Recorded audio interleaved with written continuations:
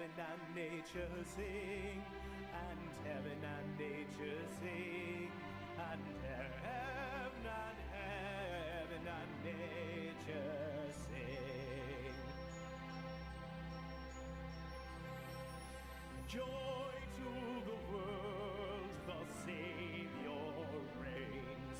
Let men their songs employ, while fields and floods, rocks, hills and plains repeat the sounding joy, repeat the sounding joy, repeat, repeat the sounding joy. No more let sins and sorrows grow, nor thorns infest the ground. He comes to make his blessings flow, for as the curse is found, for as the curse is found, for as the curse is found. He rules the world with truth and grace, and makes the nations prove the glories of his righteousness, and wonders of his love, and wonders of his love, and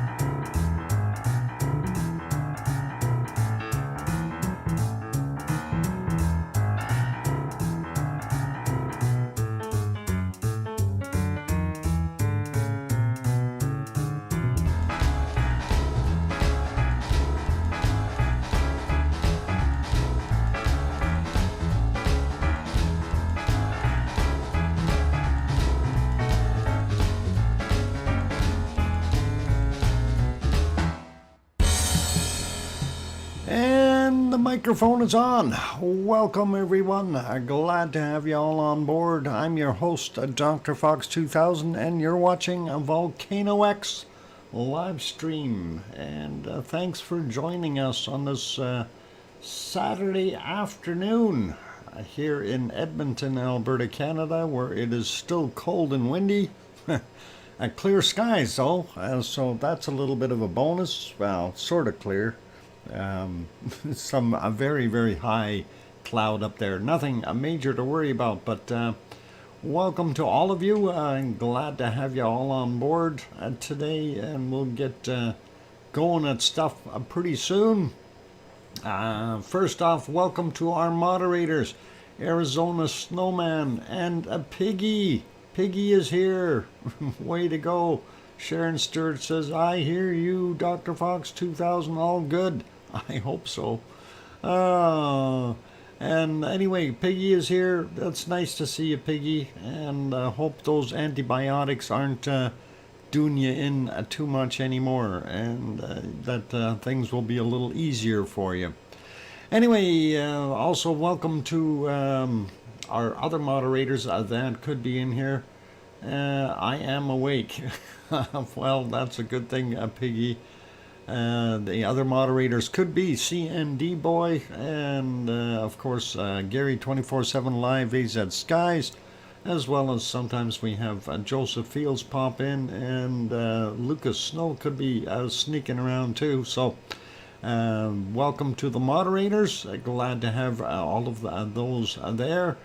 And wow, Oz is starting it off. Piggy renewed her membership, and Oz just threw in a 5 gift pack of memberships right off the bat. Thank you very kindly, Oz.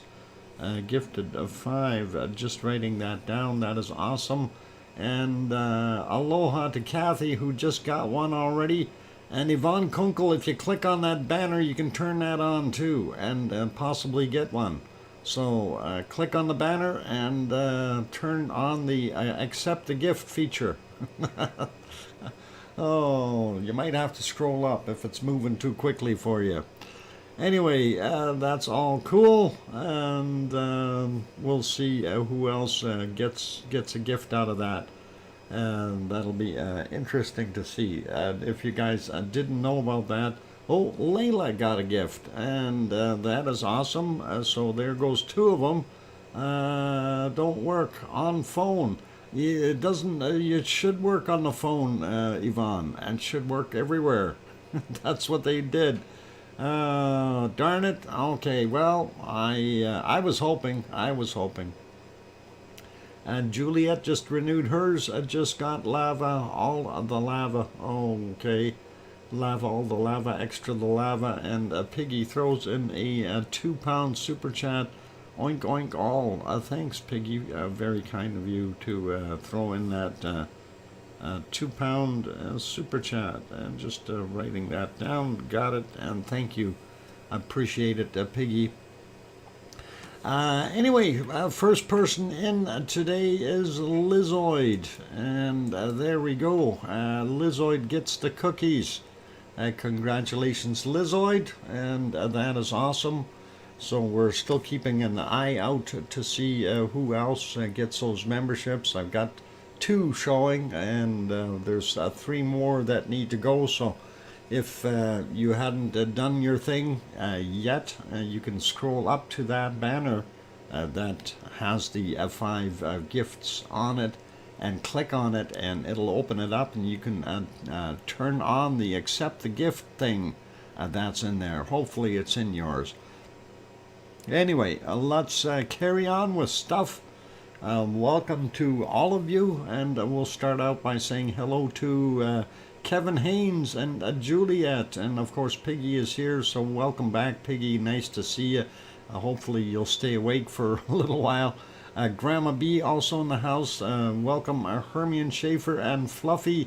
Adele is here. Alba Girl also in. And Lizoid got the cookies, so we won't mention them twice or 3 times, or maybe 4. Did I say Grandma B? I hope so. Perfectability 999 also here. Juliet is in the house, and going up some more, Kevin Haynes and Layla and Scott Hartman and Sue Hayes and LOL Gemma the Super Kitty, Dave and possibly Claire. Welcome. And Kathy, aloha, welcome. Glad to have you on board. Kananaskis Country, we got Alba Girl. Oz, of course, in here already. And she's the one who threw in those 5 gift memberships. That's awesome. Thank you, Oz.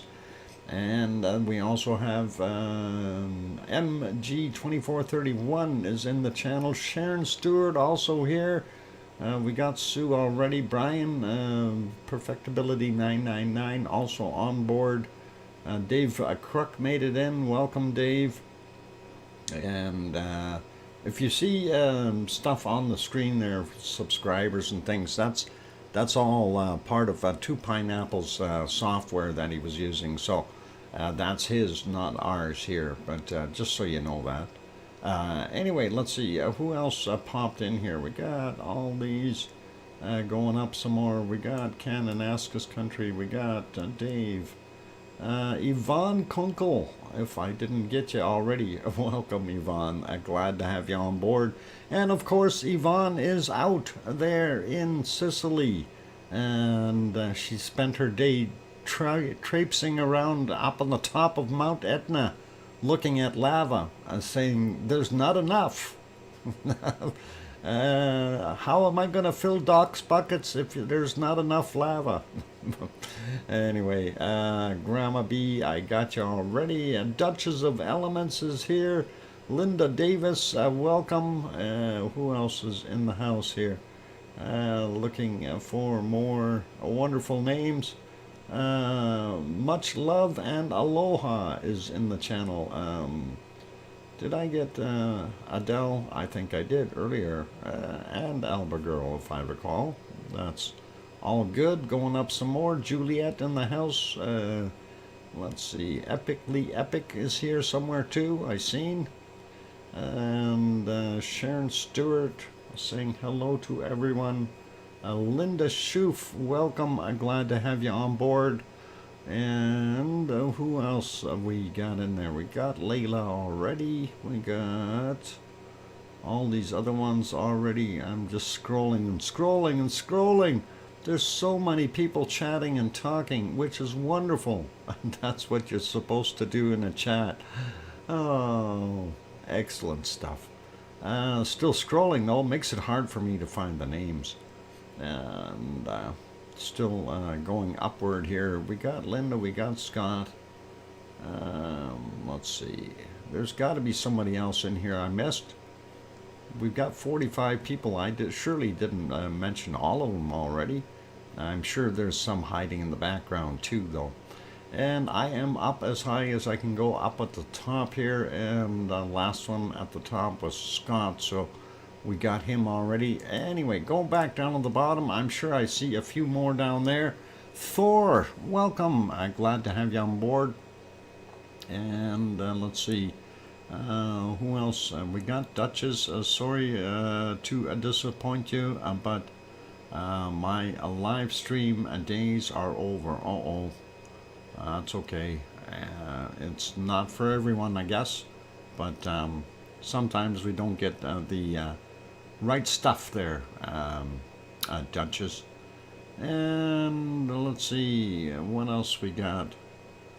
I think we're good with names. Oh, William Bull is also here. Welcome, William. And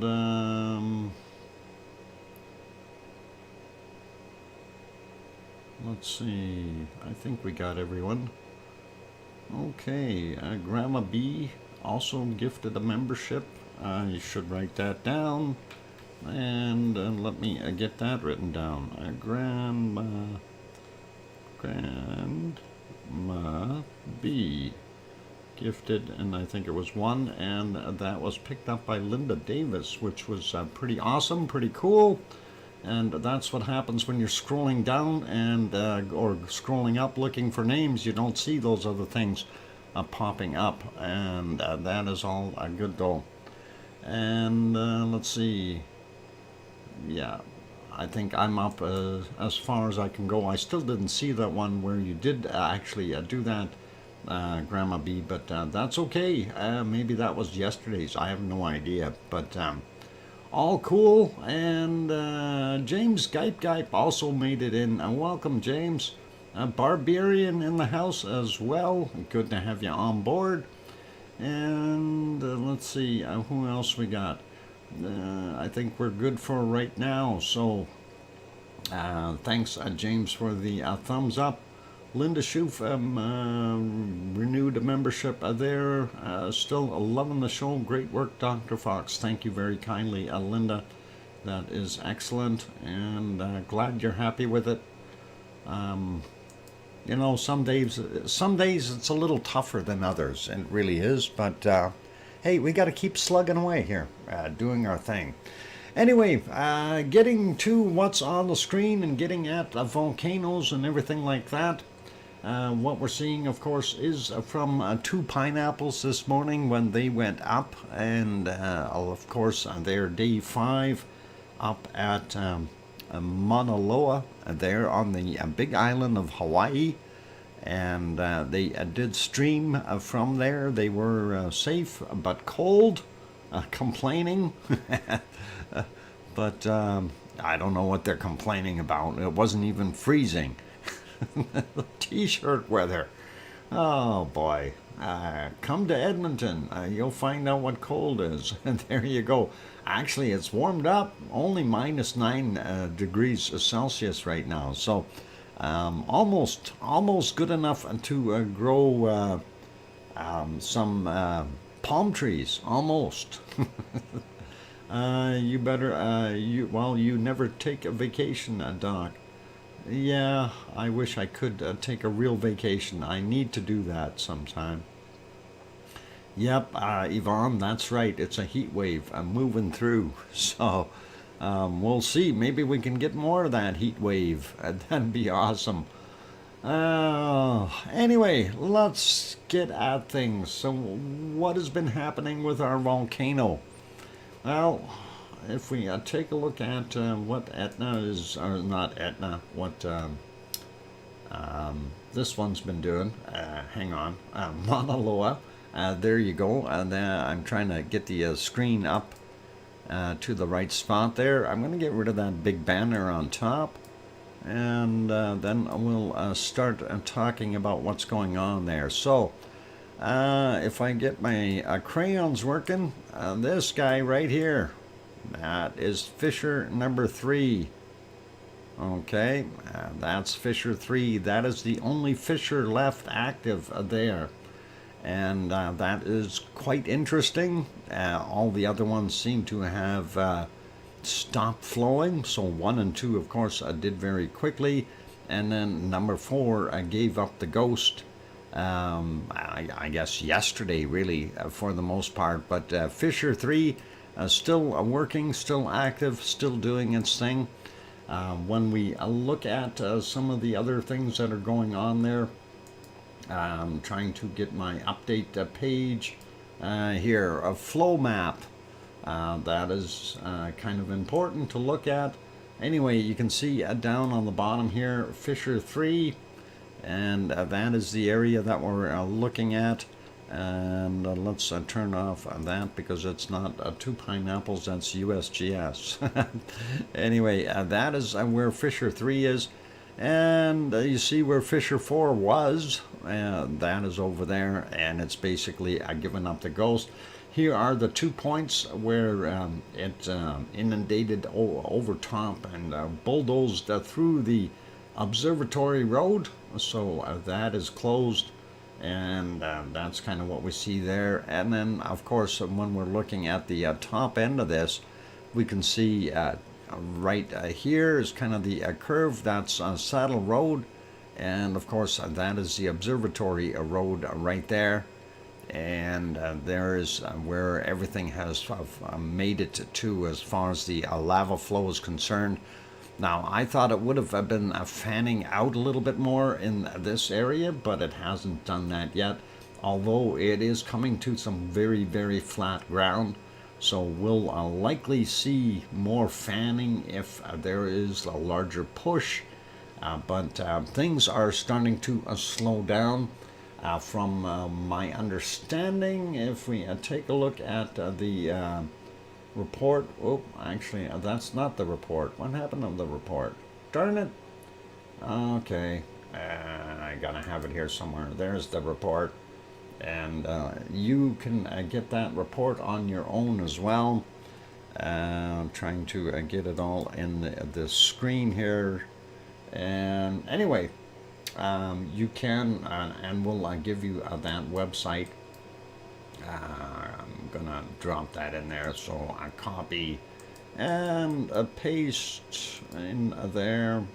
That is the USGS update, and that you can go to if you'd like and have a peek at it.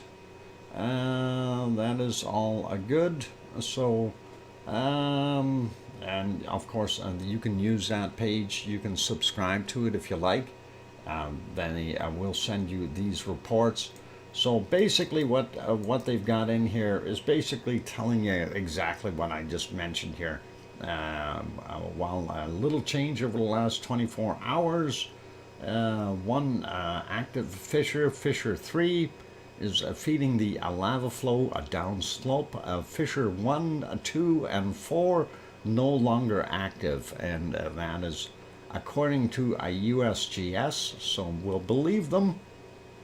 And looking at as of 7 a.m. this is for this morning, their time, flow front was about 2.5 miles or 4 kilometers from Saddle Road. During the past 24 hours, the lava flow advanced at an average rate of about 40 feet per hour or 13 meters per hour. So it's not moving that quickly anymore. And okay, I thought the advance rate has slowed over, or okay, yeah, slowed over the last 24 hours, and the lava remains active. Anyway, yeah, in other words, don't go touching it, and you'll be okay. They do talk about the sulfur dioxide right here.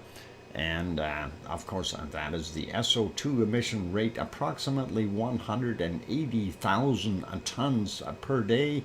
That is measured as of the 1st of December. So I'm sure they'll do some more measurements on in later dates to see what's going on. But that is pretty cool. And of course, we did look at the map there, so that is all awesome as well. Kind of gives you an update. And these photos here, how much am I cutting off? Not much. So these are some of the photos that they've got, and they were pretty nice looking. I wonder if I click on it. Yep, makes it bigger, and there you can see it a little better. Pretty awesome to see that. And that, of course, is the fissure. And yes, it is growing walls. It is becoming a cone of sorts. So that is always interesting. Let's see what the other ones look like here. And this one actually had a nighttime shot. And that's pretty cool looking. But I don't know. Neat stuff. Next one is, of course, this guy. And gives you some more lavely flow.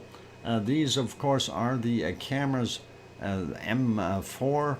You can take a look at those on your own on this site at any point in time, and that link I dropped is what will get you there. So looking pretty good. And let's see what our next one was.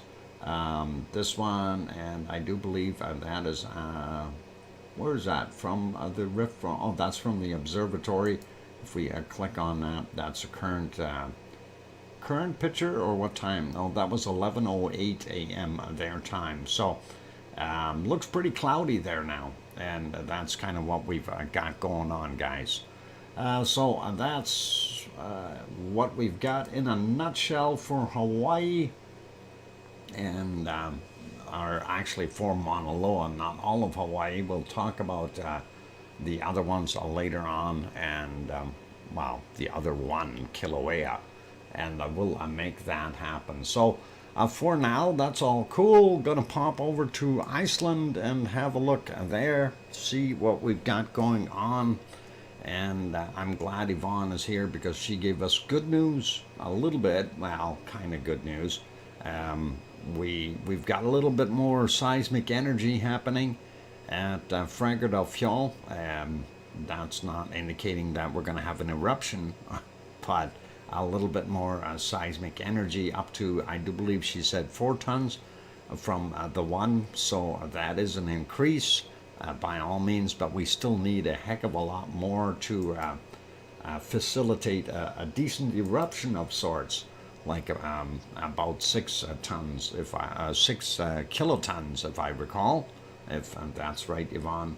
Anyway, that's kind of what it looks like in Iceland right now. If we back up a bunch, they did actually have a fairly nice day there. There you go. That's actually a beautiful scene.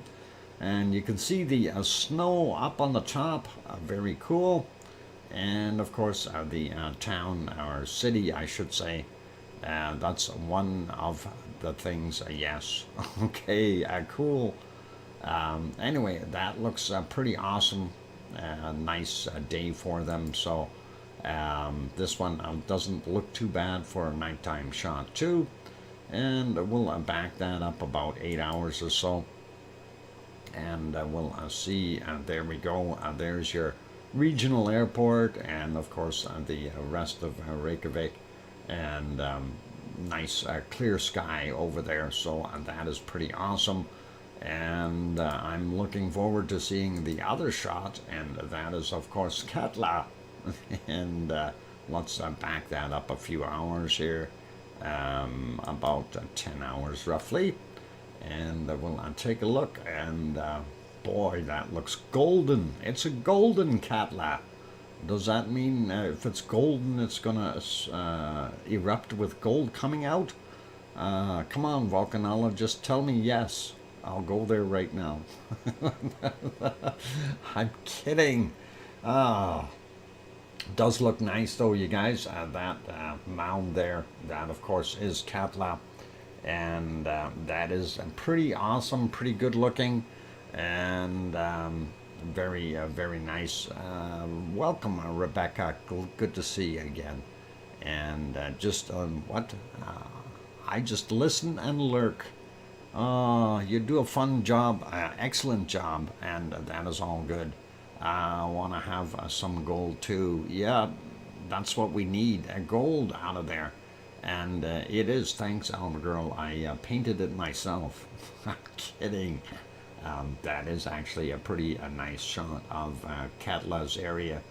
And if we move on here, this is about 8.5 hours ago, got a little brighter, and really did look cool.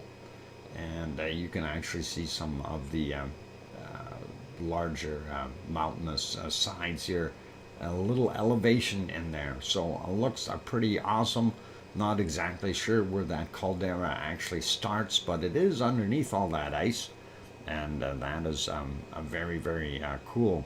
And yeah, let's keep going back a little bit more. Wow, we'll get to a more current time here. This is about 6 hours and 20 minutes ago.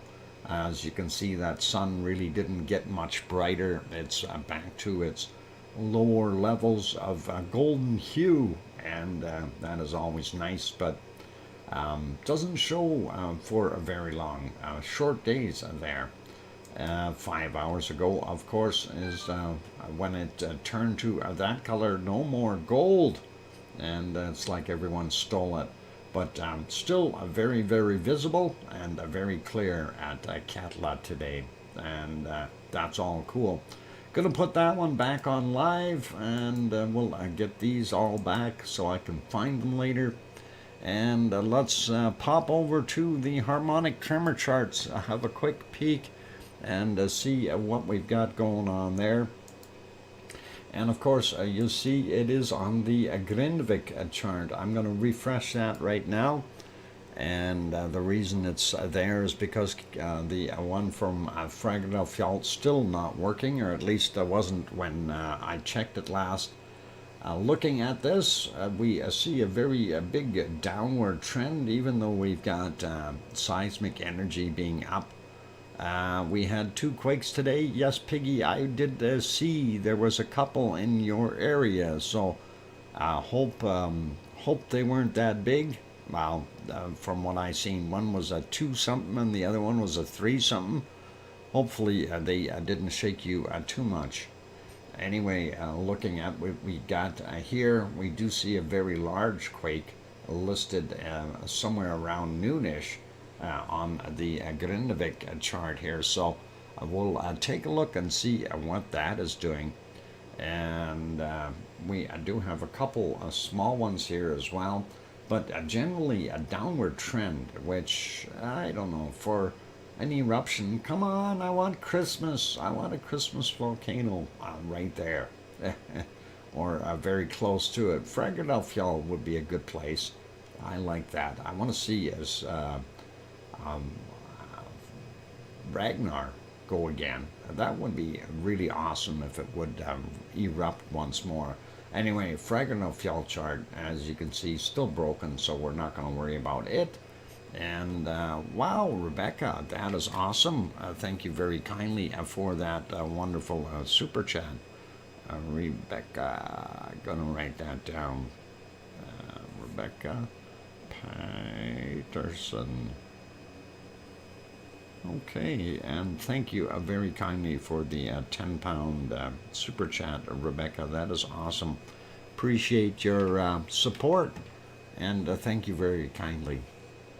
Anyway, sliding up here a little bit more, we want to get to Astja, and there's Astja.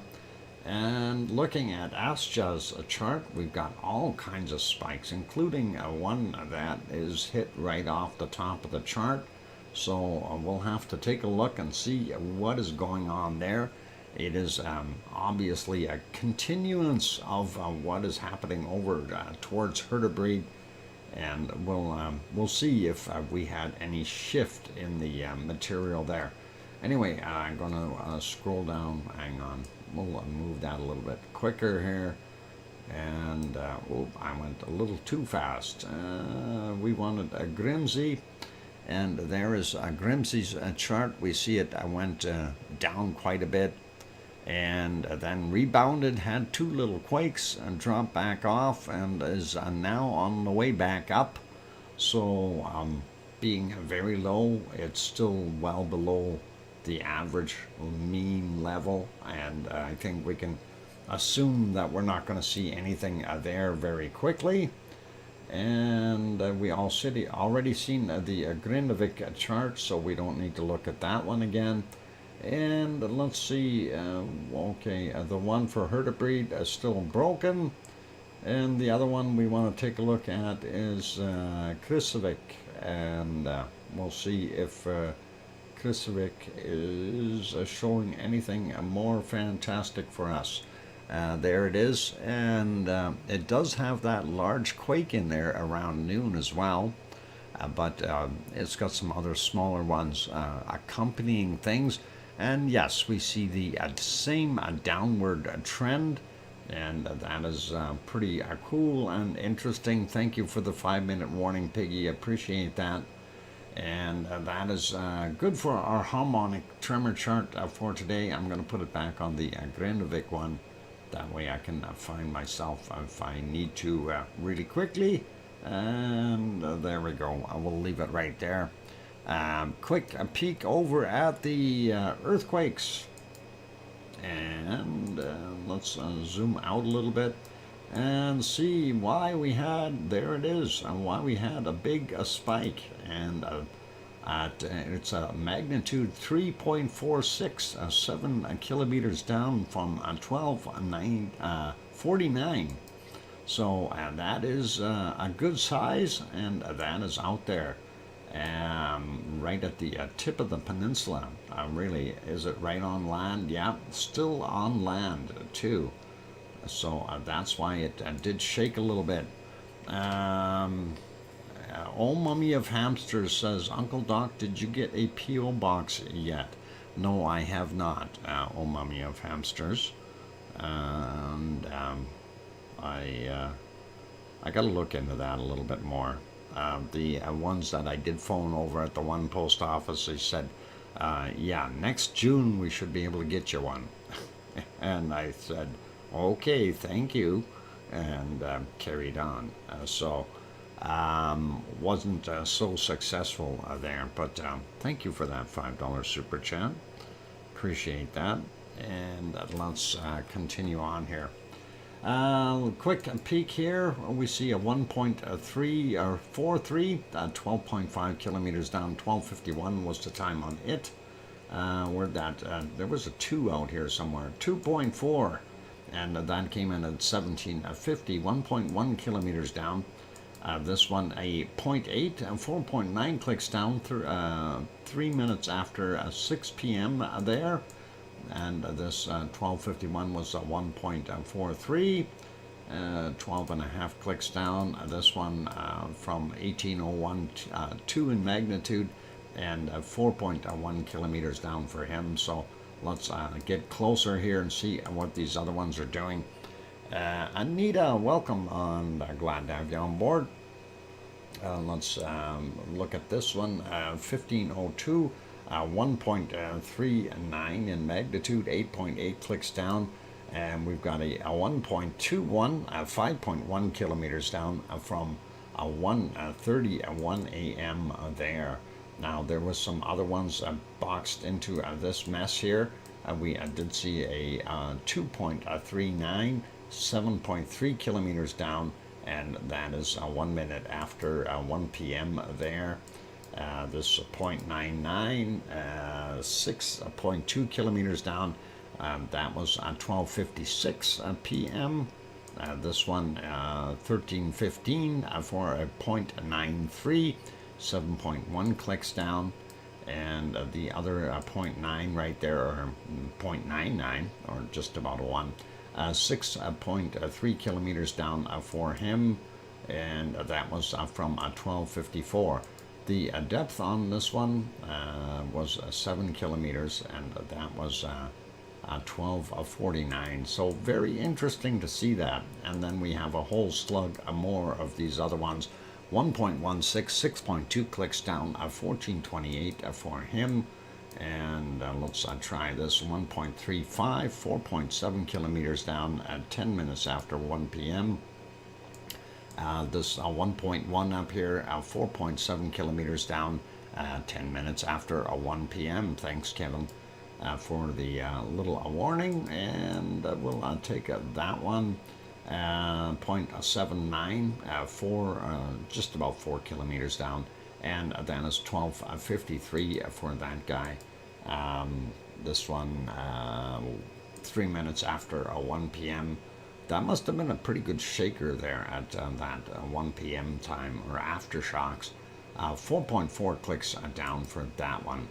So that gives you a pretty good idea, and there's a little bit more of another swarm there, very small ones over there. I'm not going to worry about those so much. I'm not going to bother going through them. They're very, very tiny. But I do want to mention that we're up to 133 earthquakes in the last 24 hours, so that is definitely an upswing as far as activity is concerned, and we'll keep an eye on that. When I come back from the break, we will carry on with what's close to the power plant, and then move to the east here. So for right now, I'm going to have a break. So you guys hang around, stay watching some lava. I'm going to put that back on lava. I need to get to the right spot here. I got so many windows open. And there's 2 pineapples. And let's move them up a little bit. We'll get it to lava. And that'll be lavally for you. And there we go. I got it. So, all right. we've got that back on. We want to put on that it is a courtesy of 2 pineapples right there. And on that note, I'm your host, DrFox2000 here in Edmonton, Alberta, Canada. If you haven't yet hit that like button, help us out. We are targeting to get over that 100 mark by far. And also, if you're sitting on the sidelines, you haven't subscribed yet, please do consider subscribing if you feel we've earned it, of course. And just something I want to throw out there, just so you guys know. A lot of us volcano guys that are doing the streaming, we try to collab a little bit and try to work together and create a happy lava environment. So, you know, with using some of their footage, we do have permission to do that. And we, in turn, promote them in that sense as well. So, if you have not yet gone over to 2 pineapples, the link is here in the chat. You can pop over there and subscribe to them if you like, and that'll be awesome. On that friendly note, it is time for me to take that break, so don't go away. I'll be back in 5 or 6 minutes. Keep smiling and play nice in the lava. And good night, Yvonne Kunkel. You take care and sleep well and lavely dreams. Good night, Yvonne. And I'll be back, you guys. Don't go away.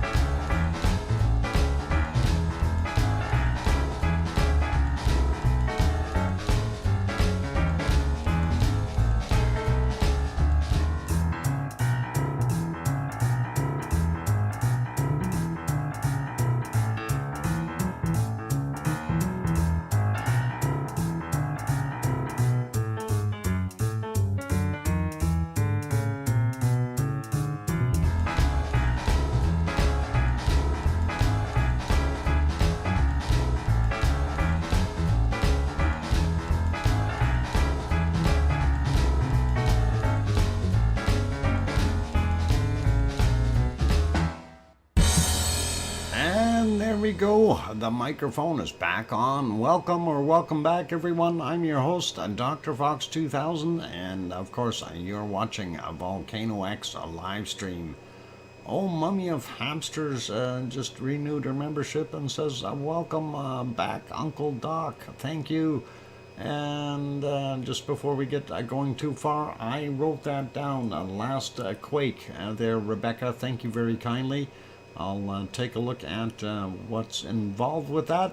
And thank you for the welcome backs from Alba Girl and, of course, Sue Hayes and Kevin Haynes. And I hear you from Sharon Stewart, and Leo Carlson is here. Welcome, or welcome back, he says. Thanks, Leo. And good to have everyone on board. And I hope, Leo, you're having a good morning. And that would be awesome, without shakers and without rain and all that nice stuff. You might have. Did you have a barbecue yesterday? Question. And that would have been a good weather for a barbecue, I think. Anyway, we did pop over to the other view here. Of course, that is from Shane's Getting Handy channel. And if you haven't gone over to Shane's, I did put the link in here so you can type in Shane's, and hopefully that'll come up if that works. Let's see. Or did I put Shane? I can't remember. I thought it was Shane's. Maybe it's Shane? I don't know.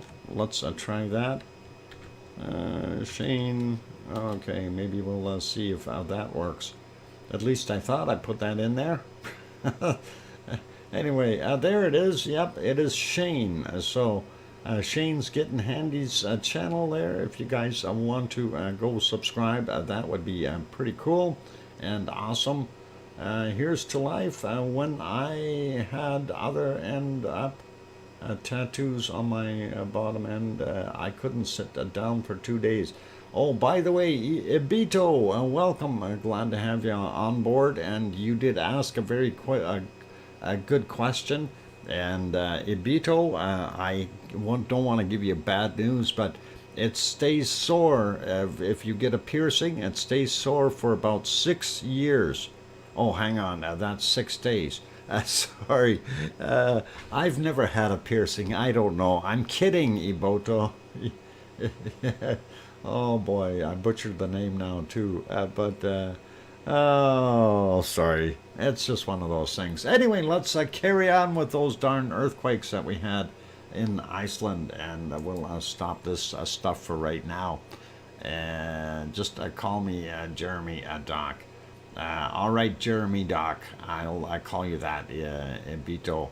Sorry, Jeremy Doc. No worries, I got it. That'll work. So thanks, Iboto. Never mind. Jeremy Doc. All good. All good. Having some fun. Okay, I'm trying to keep smiling. It's all okay. And cool. Anyway, there we go. I got that on that map.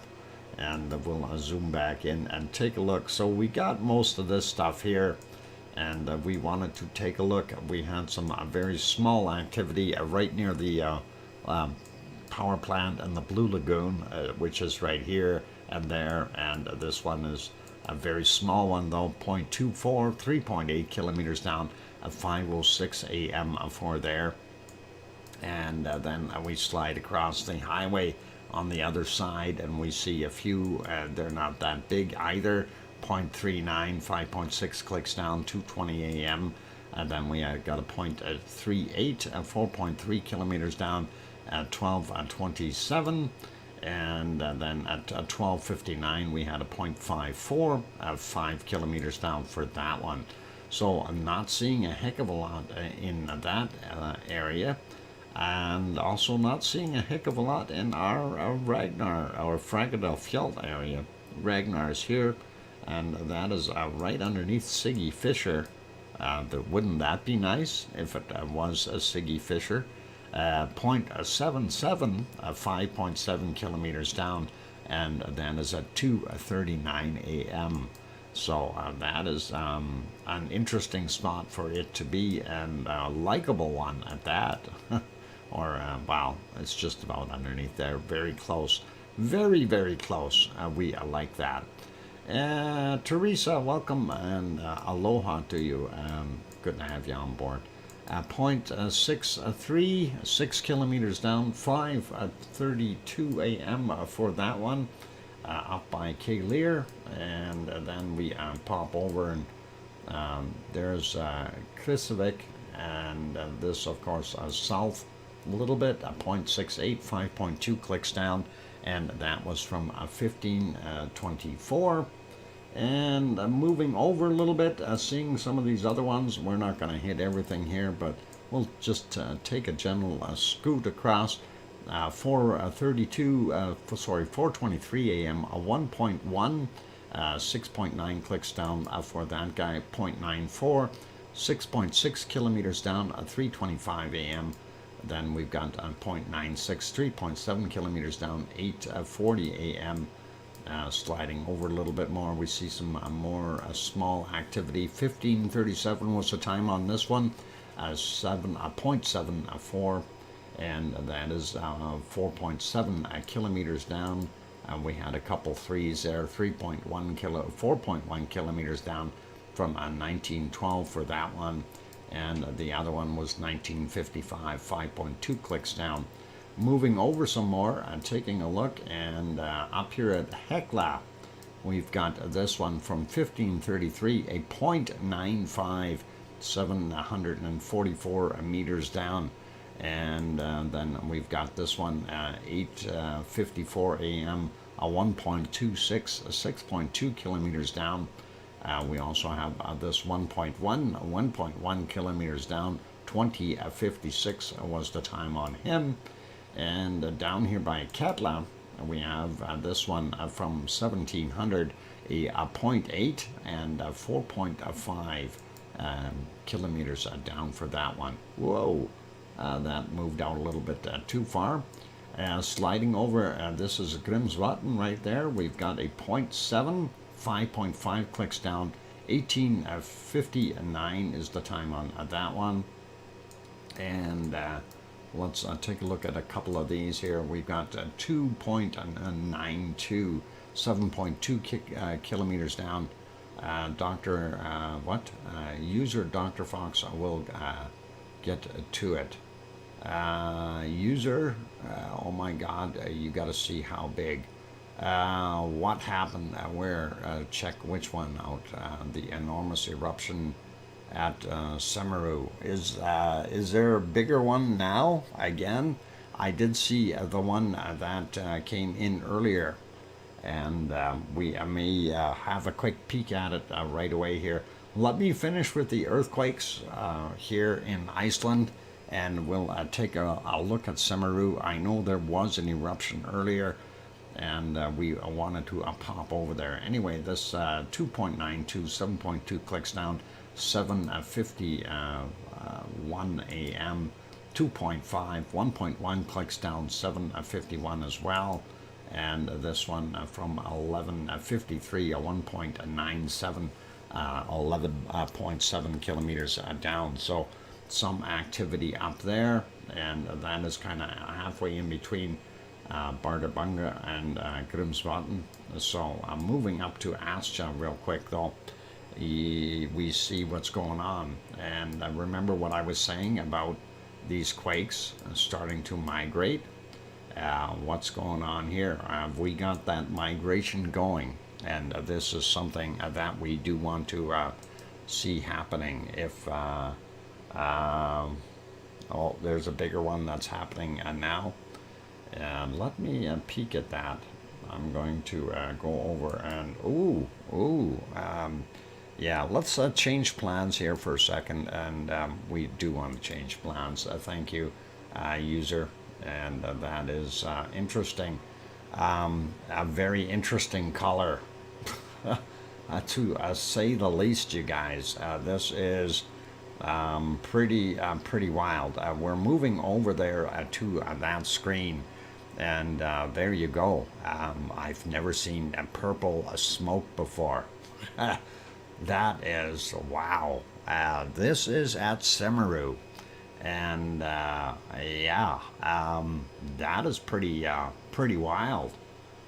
Definitely. I think the tint is part of the camera there. If you take a look at the other screens here, I will take that big one off for a second.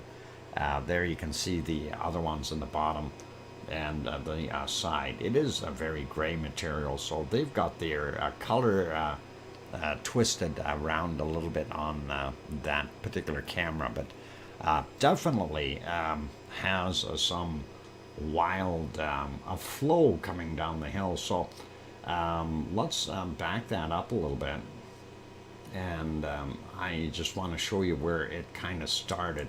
And this was a couple of hours ago. I was watching this, and this is at about 2:30 actually is what I noticed, or hang on, was it 2 o'clock? Anyway, somewhere there around 2:30ish is when you started to see, and there was a lot of lava flow up top, and that was kind of interesting there at Semeru. And it built up, and of course being in the dark you can't see it as well, but you can see some of that lava did make it down to about here, and that is at 2:45 already. And then when we go on ahead a little bit more, you see this is at 2:55, 10 minutes later, and you see how much further down that lava has made it down the hill, and is definitely throwing out a lot of bad smoke there. And there we go. That is 3:04 a.m. That's what it was looking like. If we keep going a little bit more, we see this here starting to billow out, and that's 3:19. And then of course we continue on. I think it did subside for a little bit, and then it pushed on again. And this was kind of it taking it easy. And if we advance just 5 seconds at a time here, you can see that plume starting to expand and well up there. And it did exactly that. It was pretty nasty, you guys. So awesome to see that eruption continue. And yeah, it is continuing on. And let's see if we get it right to the point where it gets a little lighter. And there you can see a little bit more daylight. That's at 4:12 a.m. And you see how dark that material is coming up. So I wouldn't want to be breathing any of that, and that doesn't look very appetizing. And if we move ahead a little bit more, we see more of those pyroclastic clouds shooting up from back there. This is when the camera went kind of wonky color-wise, and you see it as it keeps billowing up. So a lot of lava must have been coming down that hill, and it made it to that point. And then of course from now it's well beyond that already. So pretty cool. And if we continue on, you see how much further. It's almost right off the screen. They're working on it. Anyway, yeah, let's see. Let's go back to live here. They're doing that, not me. And that is, there we go. Back to the shot. So excellent. That is what we see. It is moved quite far, you guys. So definitely an eruption there. And if we put that back on the other screen, you see it a little bit larger. And yep, that is definitely continuing to erupt. And that's happening right now. It's 4:53 a.m. There in eastern Java in Indonesia. And of course that is the scene right now. So looks pretty ominous. A lot of smoke coming out of there. just, like I said, I wouldn't want to be breathing that. I hope there's no one downwind, because that is definitely a reason to leave and not be there. So hopefully that these people are being woken up by somebody and gotten out of the way if there are farms and homes downwind. And I'm sure there are, because that area is very heavily populated. Although a lot of it is farmland, it's kind of something that you've got to watch out for. Anyway, we'll go back and check on this in a little while, and I'm going to keep going with my earthquakes over in Iceland, and we'll get to that again back in a couple of minutes. So anyway, here's Asja, and of course, just to give you a look, there's where we're at in this area. We've gone over Grimsvatn and those areas, so we know what's going on there. They did have some sizable shakers, that 2.9, 7.2 kilometers down from 751. But let's look here. We see this 2.43, 4.1 kilometers down, 4:37 a.m. That is fairly large for that area. Definitely could be shaking things loose. 0.86, 4 kilometers down at 2:54 a.m. Then we want to check some of these ones here. 1.1, 2.7 kilometers down, 18:49 for the time on that one. And this one here is from 1853.9, 3.7 kilometers down. This guy is 12.5 kilometers down, 0.24. And I wonder if that's indicating that we've got movement. I don't know, 2:16 a.m. For that guy. This 1.8 over here, 7.3 kilometers down from it's a magnitude 1 from 1325. And this 0.79 down here, 7.6 clicks down, 2:39 a.m. for him.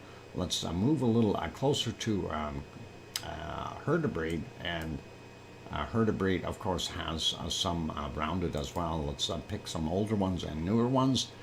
This one, 1.12, 7.7 kilometers down, and 3:07 a.m. for him. 1.56, 4.4 clicks down, 9:20 a.m. Then we have 8.69 over here, 8.1 kilometers down, and that was 10:05 a.m. for him. A couple of 0.5s down here, 4.1 kilometers down, 21. So kind of a mixed bag there. Let's see, we got a 1.2 there, 3 clicks down, and 9:10 a.m. For that one. This 0.7, 4.4 kilometers down, and that was at 20:48. So it gives you a pretty good idea that we do have some varying depths there, and it's kind of weird, but they're there. 0.89, 5.5 clicks down, 5:33 a.m. Then we've got this one, 0.81, 8.2 clicks down, and that is 5:43 a.m. This one is 5:55, and that's a 0.94, 7.8 kilometers down for him. And then we've got another slug of kind of another swarm, if you will, over here. 1.75 kilometers down, 1:28 a.m. And then we see some smaller ones here, 0.76, 6.5 kilometers down, and that is 6:34 a.m. for that guy. This one is 10:46 a.m., 0.75, 5.4 kilometers down. Thank you for that 2-minute warning, Piggy, which was a minute ago. We'll get to that. Anyway, that's kind of what we see there. This one over here, 1.89, 4.5 kilometers down, 16:09 on that guy. Looking up in the north real quick, we really don't see a heck of a lot up there. 1.09 as 0.6 of a kilometer down, and that was 641. The other one out here, 1.5 in magnitude, 4.7 kilometers down, 2259 yesterday. So that is kind of the summary of what we've got there. It is about time for that break, you guys. I do need to do that. That should be okay for our earthquake update for Iceland. And I think we need to keep an eye on what's going on, both over here at Ascha and possibly down here in the Reykjanes Peninsula. Well, we keep an eye on it anyway. That is our favorite volcanic island, if you will, and that is pretty awesome. All right, so for those good people who are here, if you have not yet hit that like button, please help us out. We definitely have a lot more material coming, and we'll be going through some of the other volcanoes, such as the Azores and Mexico and South America, and of course we'll go over to New Zealand, to Pau, so we'll see how some of those are doing. Anyway, on that friendly note, I'm your host, DrFox2000. If you haven't hit that like button yet, give it a quick bop if you feel we've earned it, as well as if you haven't subscribed, if you feel we've earned it, by all means hit that subscribe button. On that friendly note, don't go away. I'm your host, DrFox2000. I'm going to put the lovely lava back on here for the duration of the break. Of course, this one is from Shane's Getting Handy, and we will do our thing.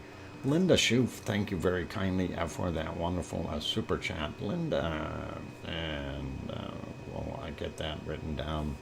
Thank you, Linda Schoof. I appreciate that $10 super chat. That is awesome. And it is time for me to take that break, so please don't go away, and more to come, you guys. I'll be back.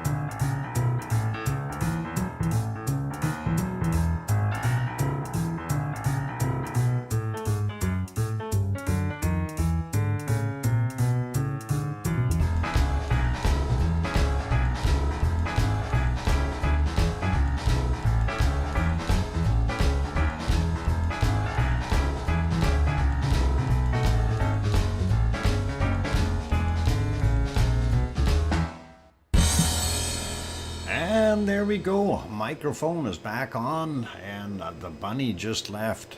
Bunny was eating. Anyway, awesome. I'm back. Welcome back, everyone. Glad to have you here. Welcome back, the one and only wonderful Dr. Fox. I'm still awake. Yippee. And amazing, Piggy. I'm glad you are. But you know, if you feel you need to go sleep, by all means, do your thing. Anyway, thank you for the welcome backs from Leo Carlson, and I hear you from Sharon Stewart, as well as the welcome back from Sue Hayes and Hermione and Fluffy and Kevin Haynes and Albert Girl and Kananaska's Country, and there's Arizona Snowman. Winner of the dance is Leo Carlson. Was there a dance contest on? Oh my God, I missed it. Not that I can dance. I got 2 left feet, by the way. Made it to halfway. That is doing good, Piggy.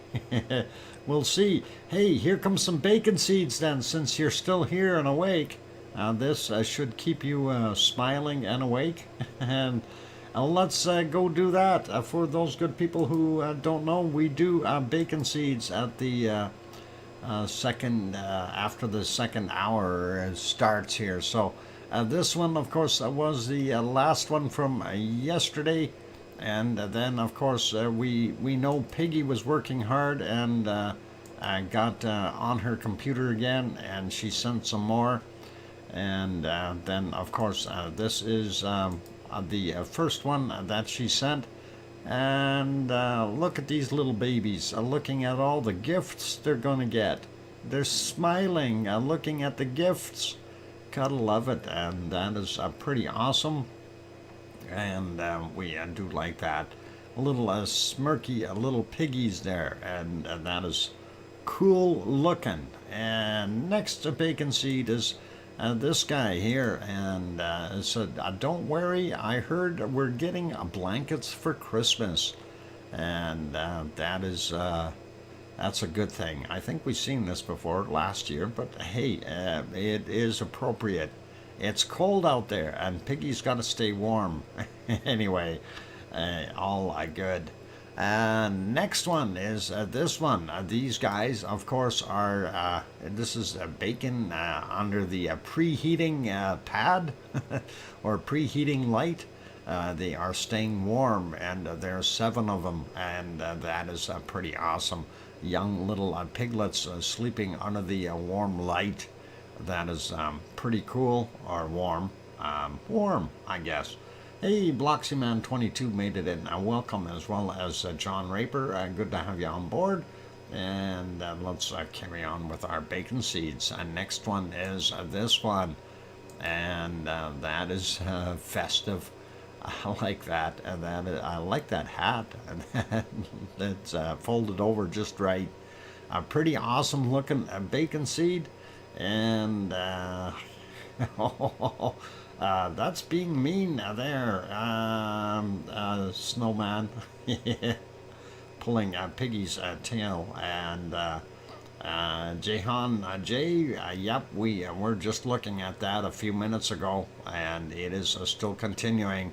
Right now, though, it's time for bacon seeds, so that's what we're working on, and we will get there. And I think this is a festive Hawaiian bacon seed with the, what do they call that? A lei around its neck. So looks like Christmas, though. I like it. And one last one that I heard about the Mauna Loa eruption about Monday. Yep, Bjorn Rocks, welcome, and glad to have you on here.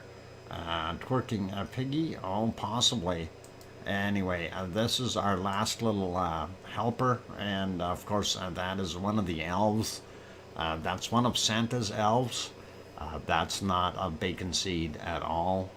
This guy works up at the North Pole. I've got some inside info on him. So that is where he's from. But that is one of the Santa's helpers there. So, and that's kind of where we're at with those guys today. And we will leave the bacon seeds alone. Let's take another peek over at what is going on there in our wonderful Semeru. Since it is erupting, we'll have a quick look and see, and wonder if there's more stuff going on. Well, we do see fresh billowing behind these clouds. So obviously there's some more material coming down. You can see that on this other shot here as well. Definitely, this one looks like it's a little ahead of this one time-wise. I don't know. Maybe they got their clocks not set right, but hang on, you can't see that. We'll go there. There you go. That clock is 5:15, and this one is 5:14. I don't know if they're a minute apart or what. But we do see that extra pluming up in the back side here, and we see it moving out. So we definitely have some material pushing down that flow, and I don't know if it's this path that it's actually going to come through, but it being very early in the morning, I'm hoping that there is not that much traffic out, that nobody is going to be in the way of harm, but looking at the ash cloud that it has developed and the smoke coming off of that, that can't be good for you. So I hope that you guys can, it was purple. We can go back to the purple time just to show you that's what it was like, and that is pretty awesome. Definitely a different color of a volcano for sure when you see that. But I think that's all part of the camera lens not being set correctly. So here it looks more yellowy and orange as the sun is rising. Anyway, I'm curious about this path down here. If that is the same one that this is following, would be kind of weird, because right now you don't see anything in here as far as water flow, or very, very little. So if we do see something, this is going to be the path. Maybe that we'll see some of that pyroclastic material flow down, and hopefully it won't be anything bad for those people. Anyway, let's leave that guy alone. We want to go to our next one. We did Hawaii, kind of, sort of, for Mauna Loa there, and we did Iceland. Let's pop over here to Sicily, and unfortunately it's out of focus. Darn it. I wish they would get it focused. We do every once in a while see up here where the lava is indeed flowing. Let's see if we can see it from the other cam. No, they've got it zoomed out and basically taking a sky shot rather than looking at the actual lava. This is the third camera view. I'm not able to see it. But let's back this one up and see if there was anything that we could see earlier. It was very, very poor weather there, unfortunately. And there you go, a typical volcano gray. And those clouds were very persistent all the way back to the 11:18, what is the time that we're roughly at with this. Can't see back much further on this one, so we're going to leave it there. Try the other one, go back as far as we can, and take a look. And yep, very looks like pouring rain or something there. That won't be good up on the ice building up on top of that snow up top. That's not good. Anyway, I do have a small video here with the low-hanging clouds, very low-hanging, and we will show you that. This is a time lapse though, so this was from earlier, and you can see 6:30 roughly is the start time to it. That's the first time I was able to see anything, and I did capture what we could here, and we could see it for about an hour or so. And there is the lava plume, of course, being in, well, you can't really see it on this one. I've got the mouse turned off here. Hang on. Show mouse and cursor. Yep, I have that on. So it's not allowing me to do that.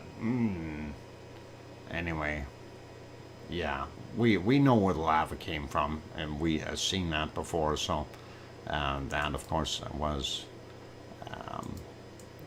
let's see if we can show that real quick. That spot right there. So just so you know. Anyway, it's right now it's basically covered up with clouds. Those clouds were zipping by. They're pretty quick, as you can see. That is very, very quick. But anyway, that, of course, that time lapse was sped up, and that is 128 times original speed. So those clouds weren't really moving that fast. Almost, but not quite. So that is Mount Etna. And of course, Yvonne is over there, and she's saying that it is the seismic activity just a little bit over medium, and definitely getting ready for a bigger blast, or that is what they're hoping for anyway. So pretty cool, and we do like seeing that. Next volcanoes on our list, of course, let's pop over to the Azores real quick and have a quick look there. Not really anything major going on. Of course, you see the harbor all lit up here, and the town site, and we are on the island of São Jorge, or if you want to say it in Portuguese, São Jorge. And then we, what it normally looks like during the day is like this. You can see Pico Island with Pico Volcano over there on the other side, also called Mount Montana. And that looks pretty calm there. But this is what it is right now at 21:22 their time locally. This is the cove that we look at, and we're going to look at that cove next. We look for white water down on the bottom of it, and if we see a lot like what we're seeing right there, you know that's pretty rough ocean tonight. And yeah, you better take out your big yacht. I think you need at least a 600 or 700 footer to circumvent some of those waves. That looks like a lot of white water down there, you guys. That's pretty rough. Don't go out in your little rubber dinghy. That is for sure. Anyway, next we will take a look at the earthquakes in that area. And of course, I'll make that a little bit bigger. And what's listed here in their list for São Jorge only is these two, and that is a 2.1 from 1:42 a.m.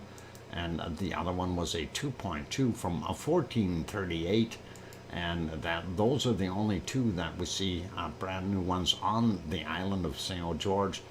This map doesn't tell you anything else for anywhere else, so let's use the other one, and that is volcanodiscovery.com, of course. That features this particular map. We just refreshed it to have a look and see, and there you can see the island of São Jorge, Pico Island, and Fayal Island. Let's zoom in a little bit. Tercel Island right there. So Pico Island, there's the two that we've seen on it. And there is a third one 7 hours ago, 2.6 in magnitude, and that is right on the east Azores ridge, or fault, I should say, and that is what we're seeing there. On this one, though, they don't show anything else over here. We did have some activity there as well. We'll take a look at that once we get over to the Canary Island map, because that one does include these a couple of threes happening in that area. So that is your Azores for today, and there's your quakes. The 2.5 was 9 kilometers down.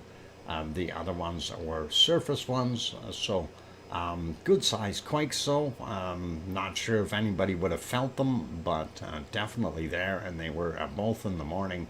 So, all right for those guys. Let's carry on to our next one, and we'll step it up here and go to Popocatépetl, the one that is buffering again. And, I see why it's buffering. It's got nothing to show us anyway. Anyway, boy, lots of clouds.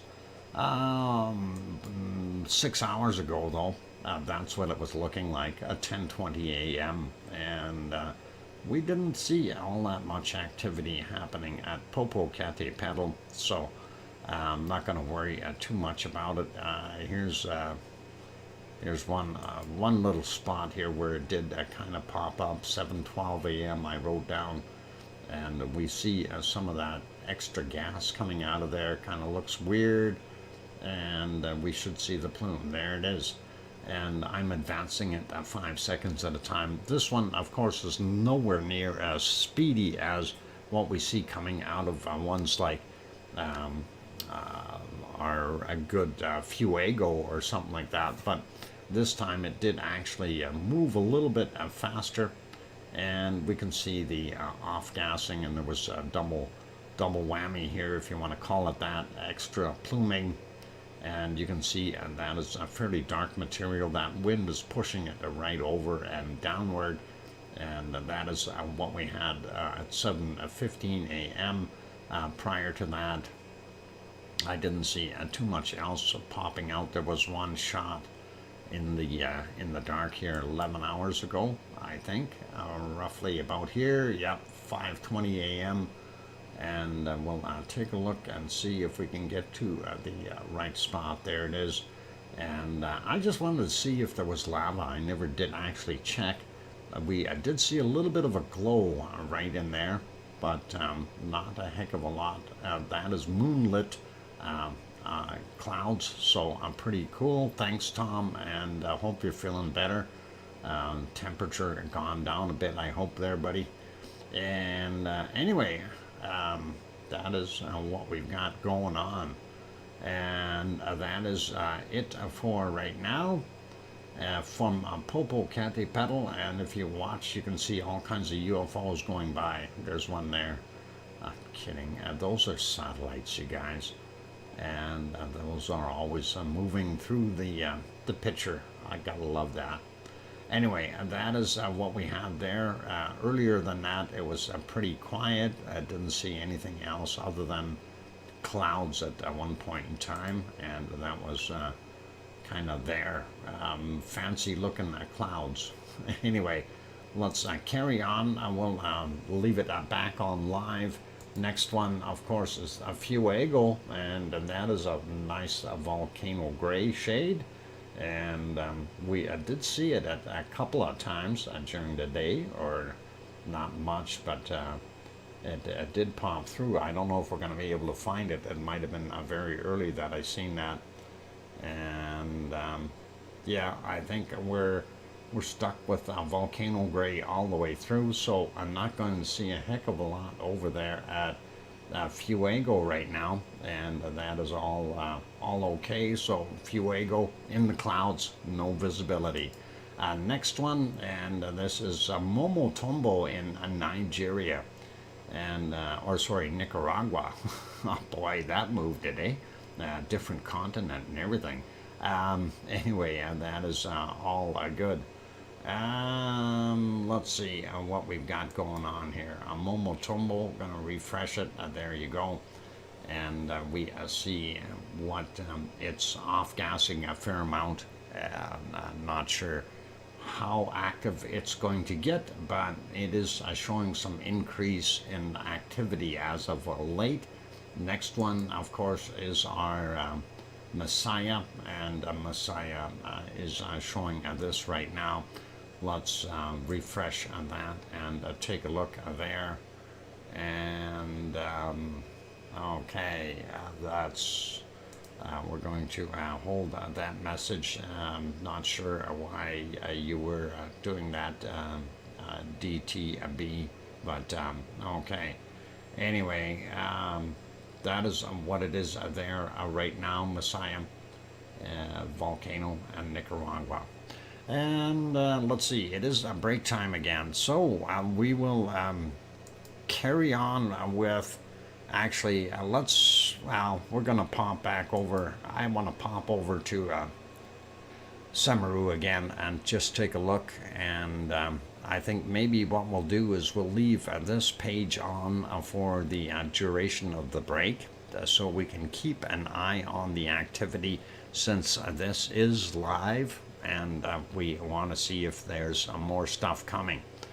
And still don't see any flow down in the bottom area here, and we'll see what happens. If we start seeing a lot of water movement, we'll know that we've got some lahars happening, pushing through. So we'll leave it at that. Anyway, it is break time for me, you guys, so I'm going to leave it on here, and I kick the music back on for you.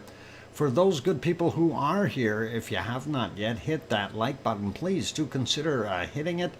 And also, if you're new and you haven't subscribed, do consider hitting the subscribe button if you feel we've earned it. On that friendly note, I'm your host, DrFox2000, here in Edmonton, Alberta, Canada, the Great White North, where it's really cold, but warming up, sort of, a little bit.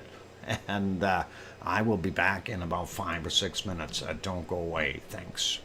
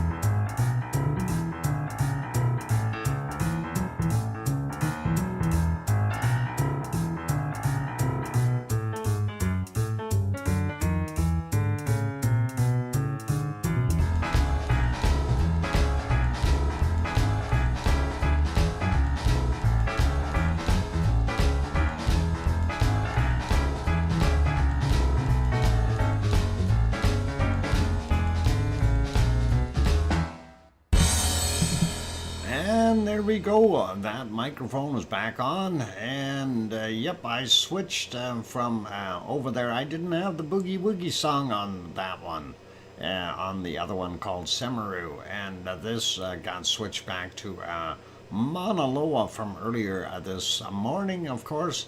But let's go back to Semeru here for a minute and take a look and see how nasty this thing is getting. And that is there, and it is continuing to do its thing. So very awesome to see that. We see the, looks like a little mushroom cloud almost coming out of the fuzz. And that is pretty nasty looking. So thank you for the welcome backs from Scott Hartman and John Raper and Leo Carlson and Wormhand. Welcome, Wormhand, and Albergirl and Hermione and Sue. And Sharon Stewart says, I hear you. Wasn't ready. John, what do you mean you weren't ready? Thank you, Grandma B. Appreciate that. Welcome back. And Kananaskis Country, doing too many flips there. That's going to hurt. You're going to feel that tomorrow, Kananaskis. I guarantee you. Those flips like that, that'll definitely be hurting. Anyway, we're going to keep an eye on Semeru as we pop back and forth there. Hey, Kimmy Lambert, good to see you, and nice that you popped in. She's learning ouch means stop. Ouch means stop, and stop means stop. Piggy, you got a lot of work to do there. It's one of those things. Anyway, let's pop over to a couple of the other ones. Anyway, I did kind of pop in there and show this one. This is Merapi, of course. Merapi is continuing to do its thing. It's really not doing anything as mean and nasty as Semeru. If we go back a few hours, we can kind of look at that. It is continuing to let off all the gas without any problems. And then they had that banner in there just for a while on top of the screen. So I'm not going to bother going back too far. But that is what they've got going on there. Let's leave that one be, and we'll go, hey, look, it's a mountain. And it's snow. Let's go skiing if you want. Anyway, that is Mount Ruapehu in New Zealand. And that is a pretty cool, pretty awesome shot. And we do like that. And of course, we'll let them zoom that back out. And they'll move around a bit. That was actually zooming into the ski area. You can see most of it is rock right now. So I'm not going to see anyone doing any skiing, and that is pretty impressive. They'll zoom out right away here, so I don't have any control over this camera. This is strictly a tour that they've put it on, and of course they will show the whole thing there.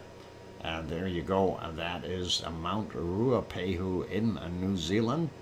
And speaking of New Zealand, we do have the new thing that we put in there. Let's see if this will work. And I think that's how I put it in. I'm not sure. GeoNet, I do believe, is what I put in. We'll see. It could be a GeoNet NZ as well. I don't know for sure. But if that doesn't work, I will just grab the link. I think I do have to do that. Okay, I'm just going to grab that link, and I'll have you guys, if you want to go get more information on Tapao, will definitely allow you to go over and have a peek on your own. There is the link, and it is that's the data for Tapao. And Tapor,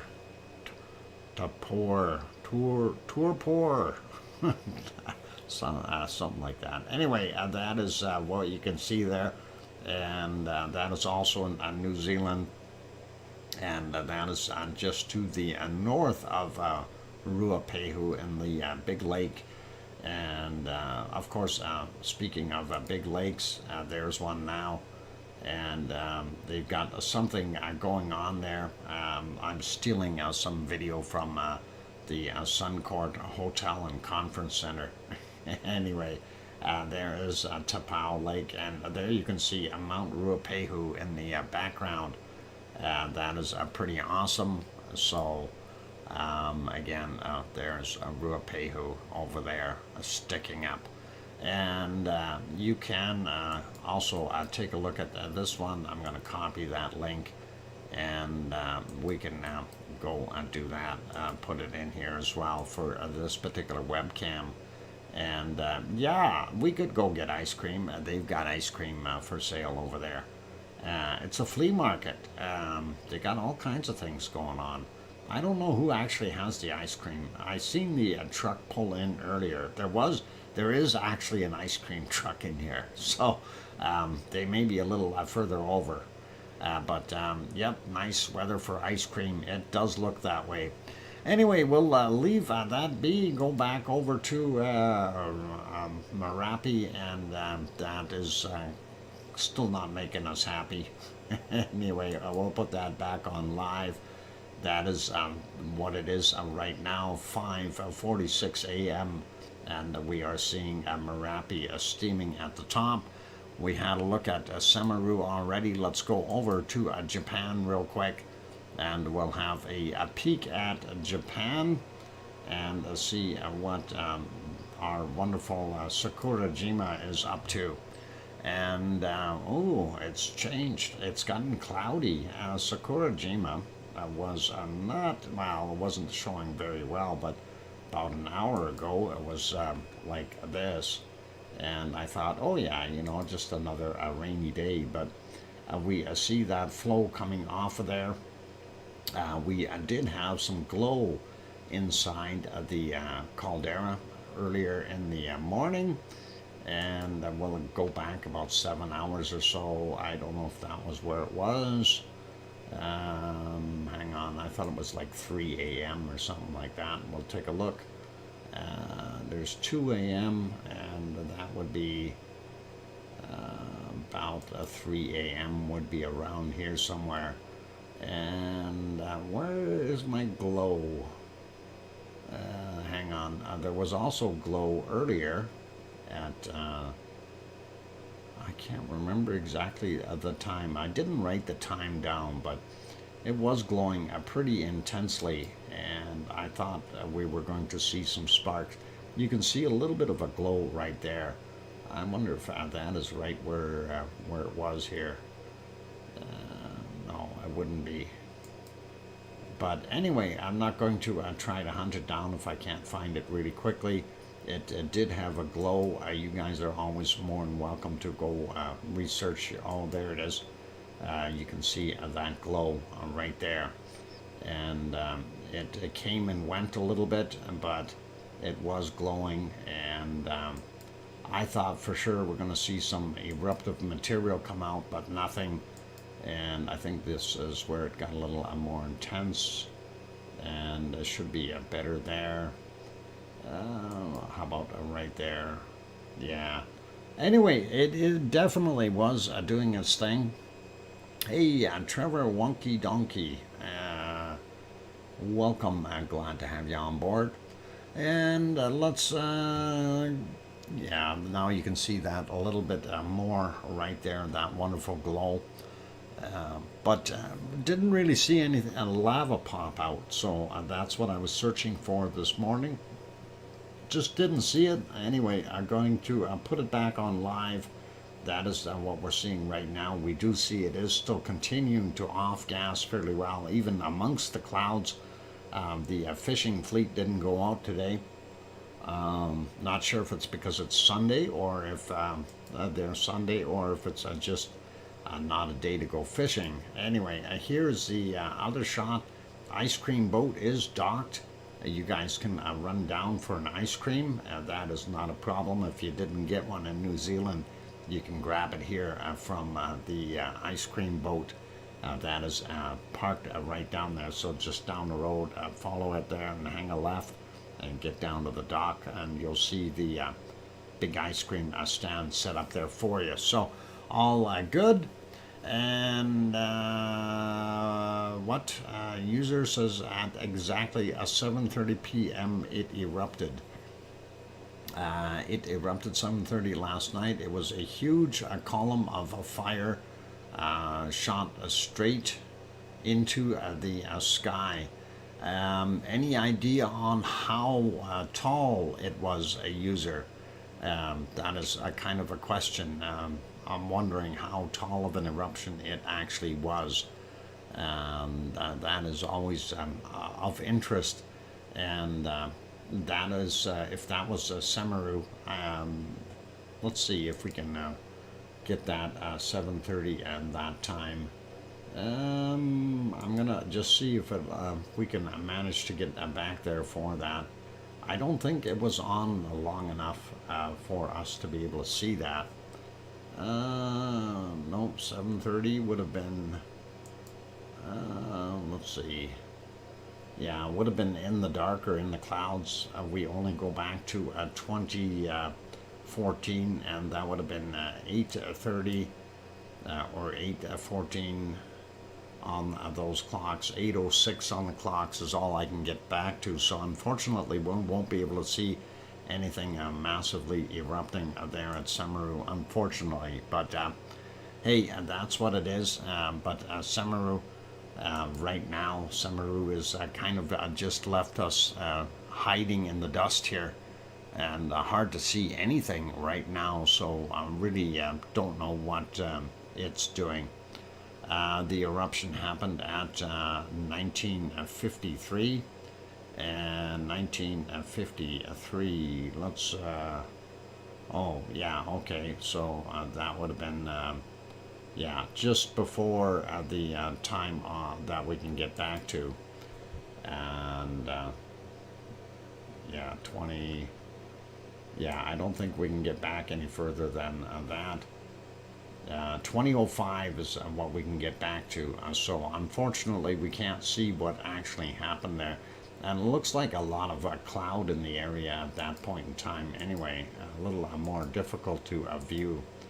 But definitely got to keep an eye on it. We see it continuing, and it will be interesting to see what happens.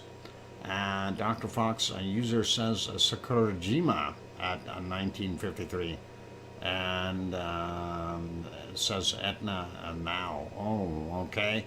So Sakurajima at 1953. All right, let's get really confused here. And I don't believe we can get back to that either, but 1953, we'll see. That is probably too far back as well. Yep, I think so. If we go back, let's see how far it'll allow us back. 1953. And no, I bet you. Oh, hang on, it will. It will. It gives us the 12-hour thing. So, yep, you can see it starting to pop out of there. And thank you, user, for throwing that in there. And yeah, I'm just backing it up a little bit. So, yep, it did do its thing there, and that is quite a ways back. We'll see. Oh, it didn't love me doing that. Anyway, it is doing its thing, so Sakurajima doing its lovely work. And 1953, let's go back there again. Yeah, we can see it was a pretty heavy, dark plume coming out of there as well. And that is how it started out. But yeah, there we go. That gets us right back to, well, even before that, we did see quite a bit of off-gassing from it prior to it popping again. So anyway, we'll leave it there. I'm going to carry on with the show and go to our next one. of course, that is, thank you for the 5-minute warning. Popping over to our wonderful Yellowstone National Park. There it is. And of course, you can see how much snow is on the ground there, quite a bit. And of course, being Saturday, we can actually see it because we're early and not seeing the nighttime shots. So very, very cool. And thank you, Leo, for bringing up that link for Yellowstone National Park. And that is all good there. And we like it. Night, Dr. Fox. Good night, Piggy. Sleep well. And don't let that little tormentor, that little thistle that you've got, don't let it poke you or bite you. Those little thistly teeth. Anyway, good night, Piggy. Sleep well and lavely dreams. Okay, so that is our wonderful Yellowstone, and that is beautiful. We love it. Taal is not showing today, so we can't see that one. And she's gone back to sleep. Okay, that's a good thing. I'm happy, and you may be able to get some sleep too then. Anyway, I don't see any buffalo in this shot, and we will leave it be.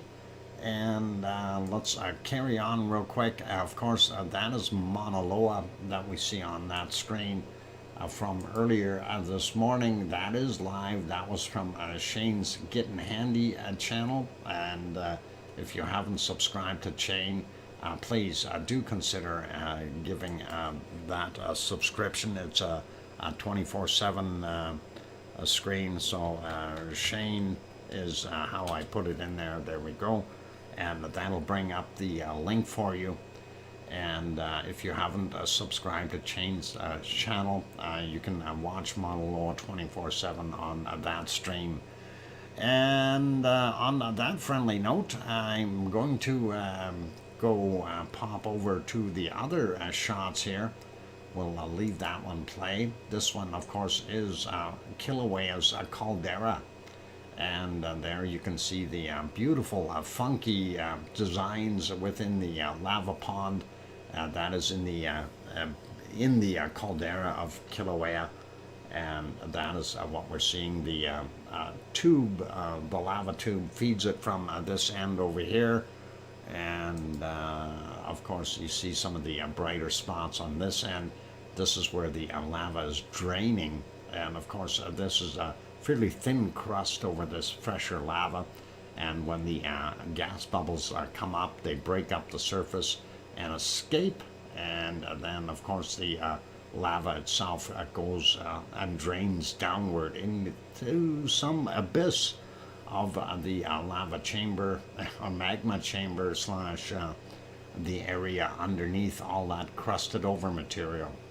Anyway, don't see too much of the toe. Gonna refresh this, see what it looks like right now. There you go. You can see a change in pattern in there. A very, very deep toe area here. No lava visible.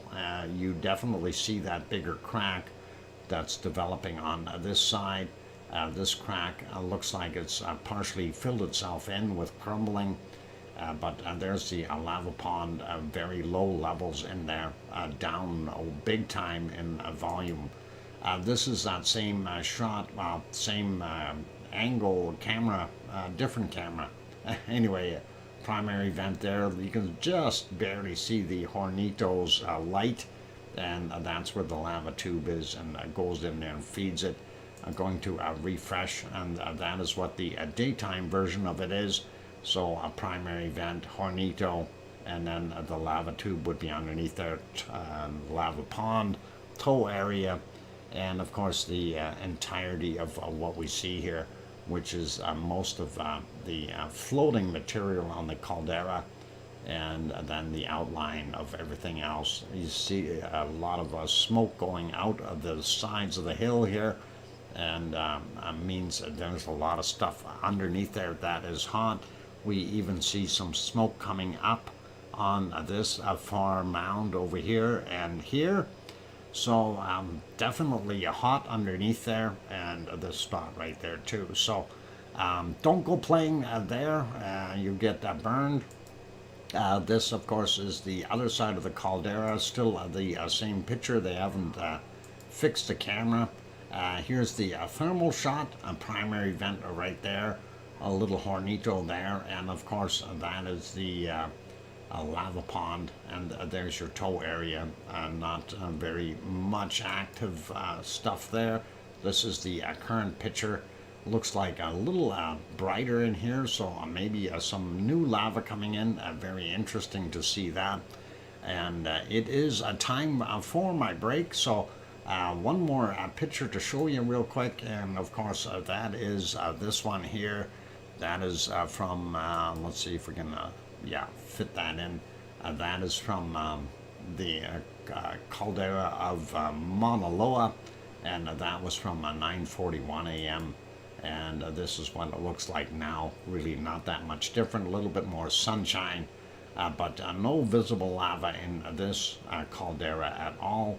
Everything is happening just slightly outside of it, and that is the only, Fissure 3 is the only one left doing its thing, so I will leave it as that for right now. Let's put you back onto some lavely goodness here. I want to see if we can get back to a point here on the stream from two pineapples, because they work hard, so I want to show some of that. And a little out of focus, but we're all good with that. We know that they do work hard on trying to get that going, so we'll see if we can get a little better there. There we go, right about there, that'll work. And on that note, we'll turn this back on, courtesy of two pineapples, and I am going to throw some music on. So for all those good people who are here, if you have not yet hit that like button, please help us out, and do consider bopping that like button. Also, if you have not yet subscribed and you're enjoying the show, by all means do give it a whirl and see what happens. Before we get too carried away, I just want to have one quick peek over at and see what we got happening over at Semeru. See if it is progressing any. New close up camera from US. Oh, new close-up camera from USGS. If you've got a link handy, please drop it for me in the email if it's easier. Anyway, that is Semeru right now, so we know it is erupting. What the heck, I'll just leave it on here. You guys watch Semeru. This is daytime footage, and we are seeing a lot of smoke there, and maybe we'll get some lava yet, and we'll see what happens. All right, I will be back in about 5 minutes or so. Don't go away, guys. I'm your host, DrFox2000, here in Edmonton, Alberta, Canada. Again, if you haven't hit that like button yet, give it a pop. And I'll be back. Don't go away. Thanks.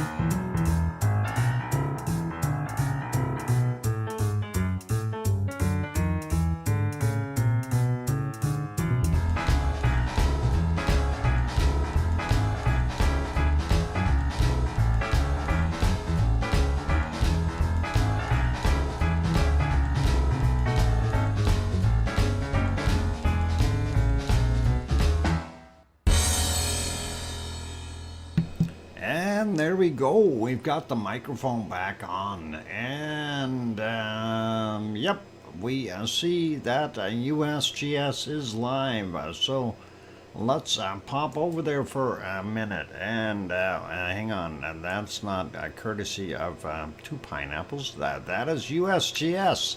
That is giving us that feed. And that is Fisher 3 at Mauna Loa. And that is pretty awesome. And thank you for the welcome backs from John. And Oh Mummy of Hamsters says, welcome back, Uncle Doc.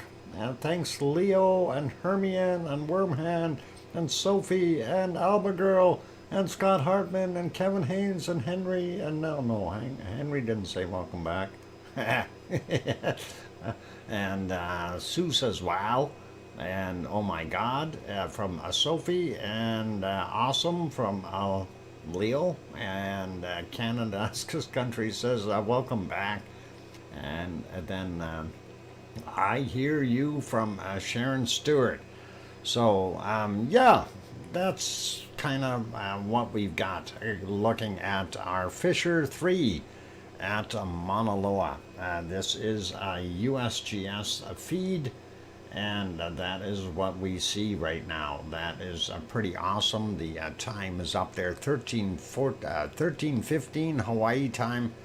And that is pretty cool. And of course, that is 1:16 p.m. now there for those who aren't into that. I know people have clocks set differently. So. And yeah, thanks, Robert. Appreciate it. And welcome. And glad to have you on board. They put a new camera there. Apparently, Sharon, they did. They got a video camera. This is something that was long asked for from the USGS, to get a camera in place that has video. They're no longer living in the Stone Age. Stop taking pictures. Give us real cameras with live feeds, and that is pretty cool. Dr. Fox and the whole family from around the world, and thanks, Kananaskis. We are a big lava family. We've got multiple people around the planet, and of course this is the USGS feed, Fisher 3, happening right now, as live as it gets, and that is pretty awesome to see lava flowing. Yeah, I don't know. Do we want to go away from this? I think we'll leave it on here. This is pretty cool. Billy Bob Joe says, but I'm only 130 pounds, Doc. What? You're only 130 pounds. You better go talk to Piggy about eating some more.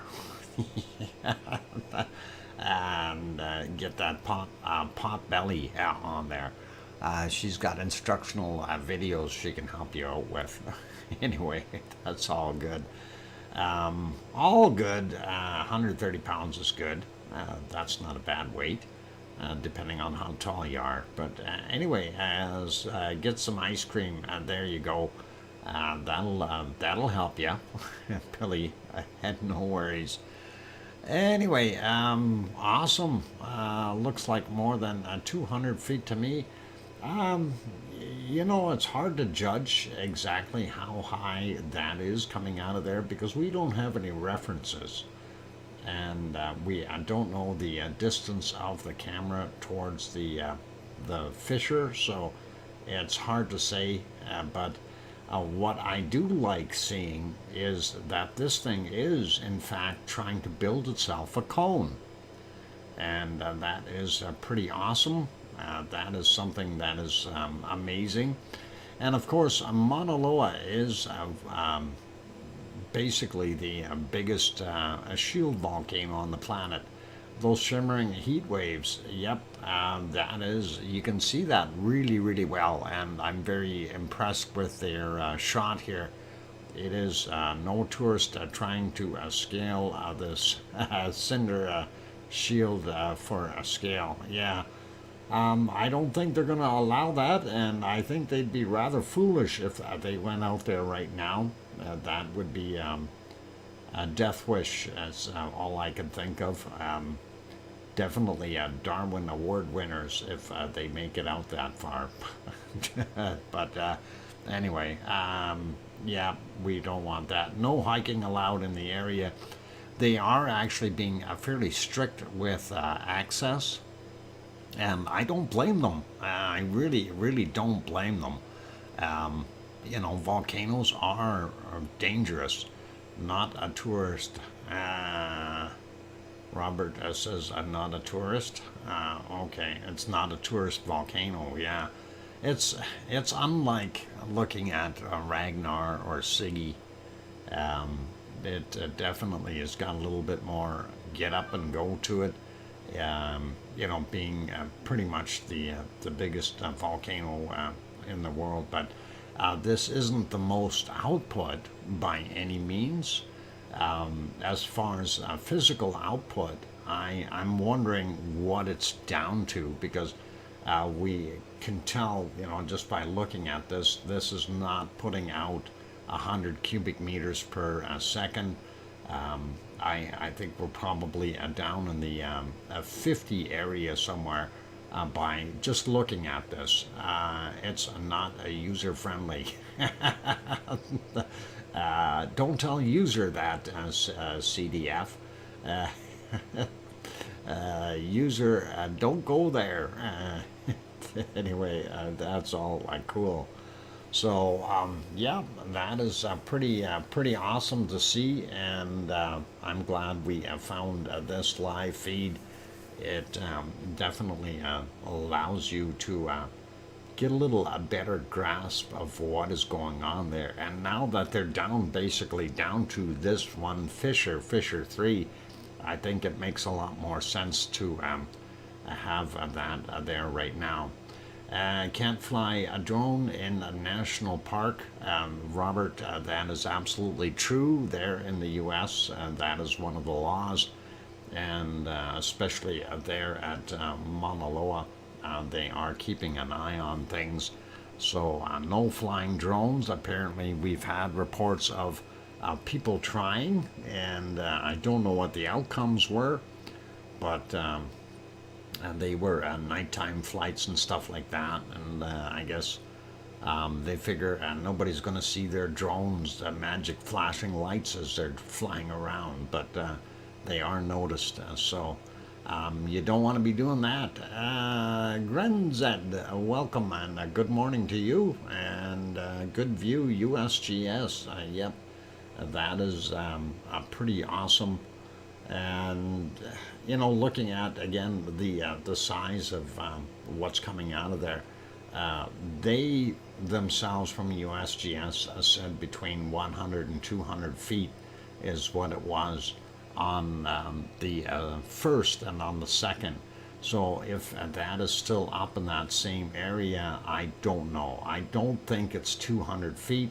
I would definitely agree with 100 foot or so elevation of that material coming out. But the nice thing about this shot is you can always time out the drop rate and see how long it takes to get down. So if you want to time it, you're more than welcome to do that and see what you can do with that shot. So really, really cool, and really, really awesome to be able to see this particular feed from the USGS. And I don't know how many people they've got actually watching their feed right now, but I hope we got a few people here watching it. Oh, I see 79 people in the channel right now, so that is pretty good. 79 folks watching this stream, and we like it. That is good. Gonna look great at night. Yep, I think in about 4 or 5 hours we should start to see some wonderful, wonderful colors from there. It being 1:30 or just about 1:30 there now. 6:30, 7 o'clock once the sun goes down. 5 or 6 second fall, and Yeah, that could be about right for some of it, definitely. So if somebody wants to figure it out, give it 6 seconds for it to drop back down. And I know there's a formula. I don't have it anymore. I don't know where I put it, but there is a drop formula that you can use to calculate out the actual height from the time it comes down from its peak up top. So pretty cool. Let's see what else we got. Well, I don't know. Do we want to? Well, we do want to take a look at a couple of things here. One of the things was earthquakes around the planet. We did not have a look at our Hawaiian earthquakes yet, since we've been doing too many other things, Semeru popping, and then of course this live feed now. This is going to change the course of tonight's show, I guess, for the most part. So we'll see what happens here. I don't want to take away from this, but okay, watch this cam long enough. It bounces up and down from quakes. Ah, okay, that is interesting. CDF, that would be cool. Nancy Buchanan saying, sorry I'm late to the stream tonight. So is this Mauna Loa? Yes, you bet. That is Mauna Loa, and that is a USGS live stream from Mauna Loa. And you are welcome to watch it on your own if you need to. Actually, you can just type in USGS YouTube and see what they've got for lives. That's how I found it. So it wasn't very hard to find at all. Nice to see that they are putting on a live stream. Really cool and awesome. And hopefully we're not going to see any lava walkers or anything foolish like that in these shots. And that should be pretty good for it for right now. Anyway, let's take a look at some of the rumblings around the planet, and we want to see what's going on. Before we do that, I think what I might do is take a quick peek at the SO2 map and give you a better idea of where a lot of that SO2 has gone, since it is now being messed up as it is flowing onto North America and the like. So quick peek at our SO2 map, and this of course is the fantastic symbol that is coming out of there. Kind of a weird design, but we see it is made it all the way to Africa, and that is pretty awesome. Not good, but awesome nonetheless. And we see a very, very hard stream coming up, and that is going over the eastern portions of Canada. So Sue Hayes, if you got breathing problems, cover up and wear a mask. I would advise it. And that is a lot of SO2 in your area or coming. And same thing goes for the good folks that are in Texas and I guess pretty much, let's see, bottom end of California. If we zoom in here a little bit, we can see some of the states. So California, Utah, Arizona, Colorado, New Mexico, and Texas, of course. And let's see, we've got Kansas there, we got Oklahoma, Arkansas, Mississippi, and Louisiana, Alabama, Georgia. Yeah, you pick. All of those are very high levels. Even South Carolina and North Carolina, some pretty high levels. Florida is probably the worst right now.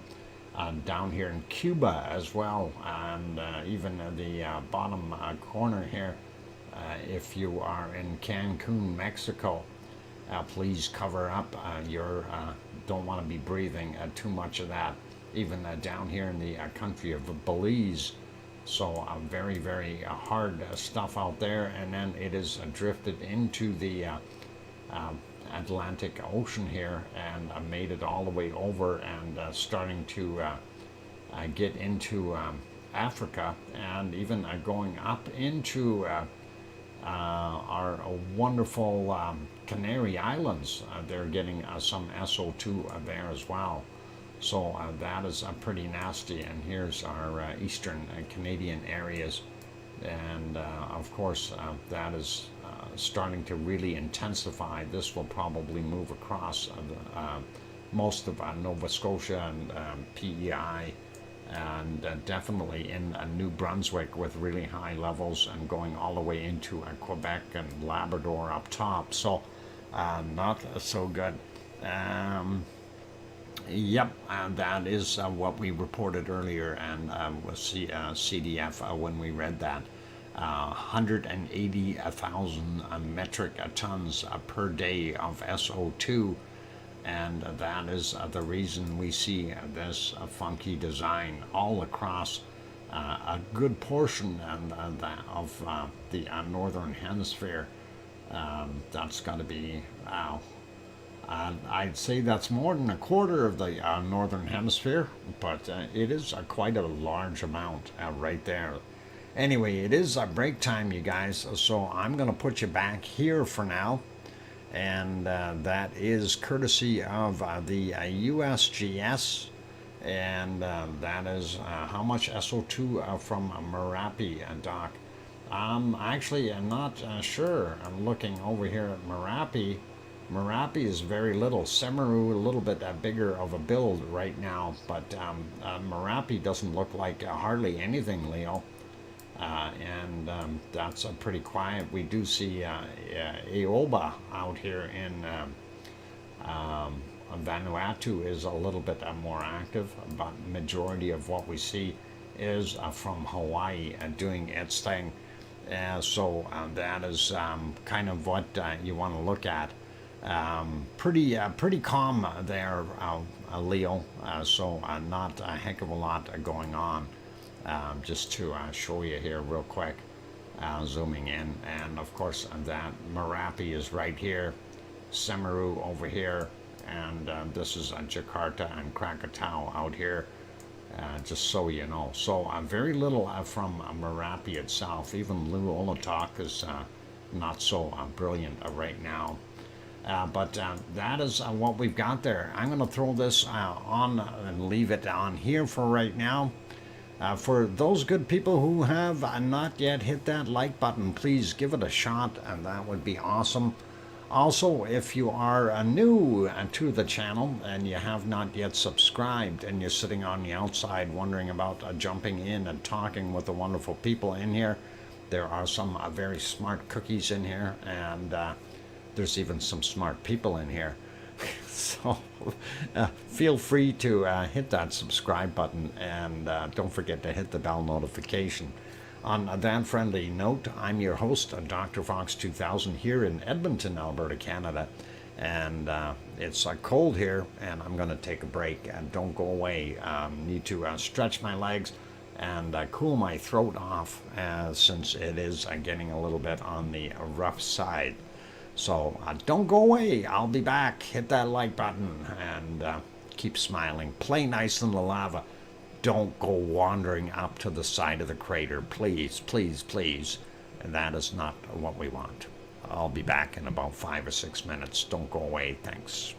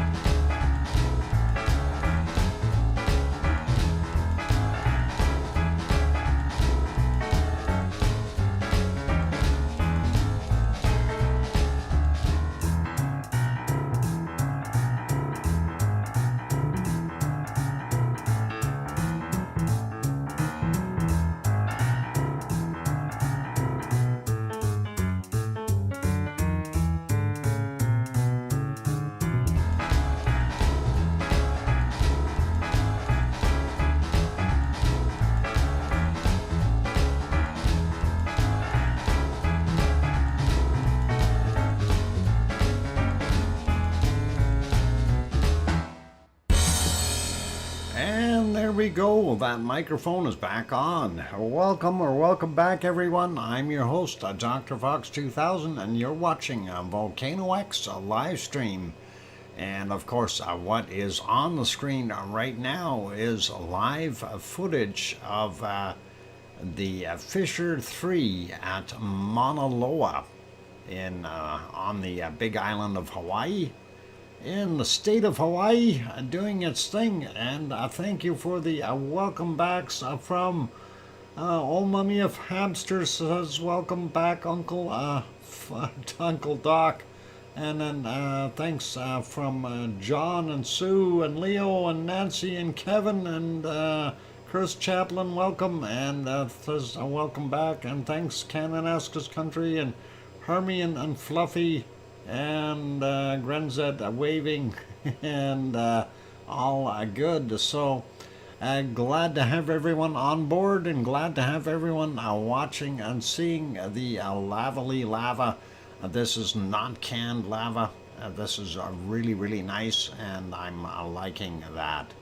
This is really awesome, and I'm sure we'll be able to get some really nice footage out of this as long as the weather holds up, the smoke stays out of the camera view, and it'll be awesome. So I can't wait till it gets a little darker out there and we can see this thing continue on.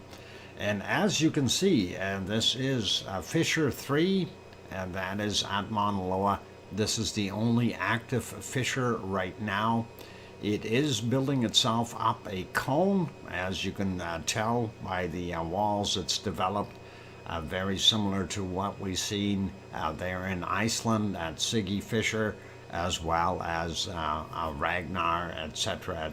So pretty awesome to see that.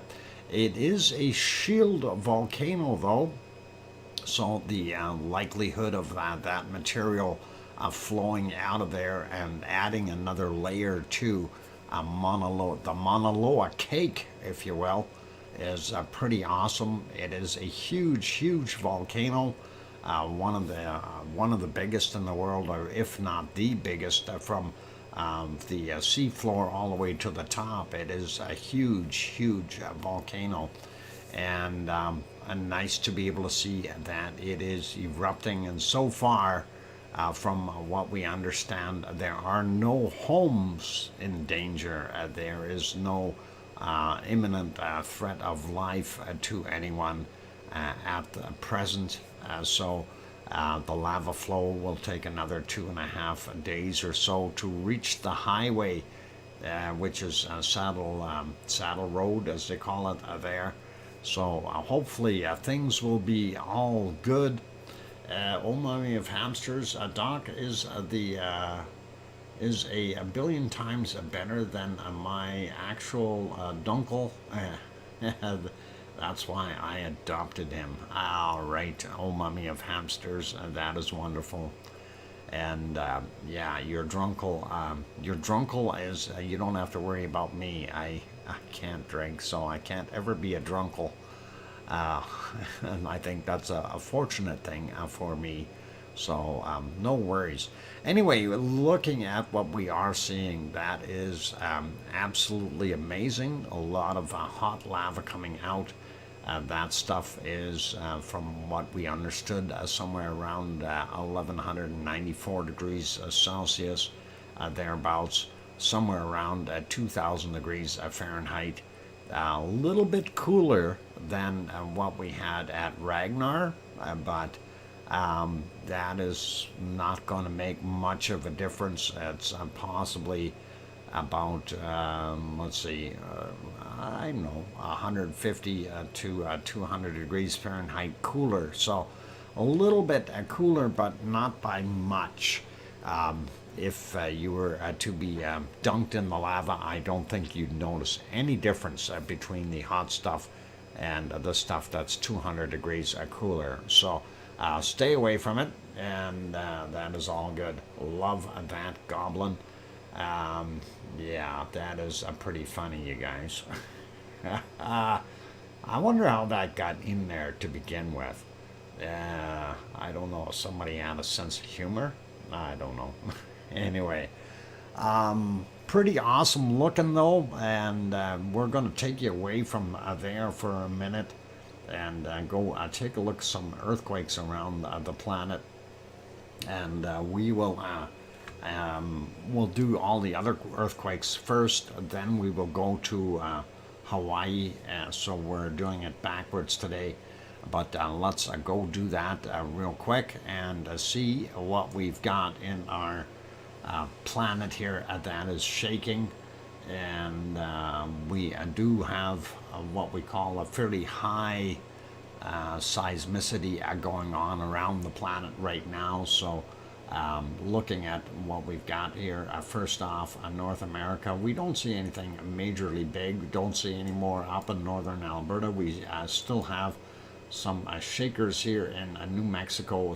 That's actually in Texas. It's not New Mexico. But there's some 3.2 from 9:29 a.m., 7.8 kilometers down for that, and a 3.3 from 10:26, 6.2 clicks down. So some shaking in the western portions of Texas, sliding down to Central America. We see here Panama / Colombia 5.0. 4:41 a.m. and that was a 5.0 at 39 kilometers down. More activity here in Peru, and that's a 4.8 from 4:45 a.m. 161.9 kilometers down for him. Then we've got a 4.5 from yesterday. 17:40 was the time on that. We got that guy already, so let's carry on down here. Another one from yesterday. They're in Chile, and that is a 4.5, 19 minutes after 2100, 70 kilometers down for him, and a 4.3 down here in Chile as well. From today, though, 3:39 a.m., 27.3 kilometers down for him. Sliding over and taking a look at New Zealand, and things have gotten a little bit easier there. And we did have this guy here that happened on the 1st. It was another 5.1. Just wanted to point that one out, but we haven't seen anything else big since then. So everything else are smaller quakes, smaller tremors. Hoping Taupo will take it easy and calm down a little bit. Would be really nice. And Grenzed, since you're there, you feel anything as of late? Kevin Haynes says, I'm going to watch a USGS all night. Yep, I'm not a worry. All cool. So anyway, we'll see if Grenzed answers and has something. So I'm not a worry. But while that's happening, I'm going to slide over here and take a look at 4.8. Really deep, 168 kilometers down, no worries. Okay, cool. Looking at this Tonga area, we see a 4.8 there.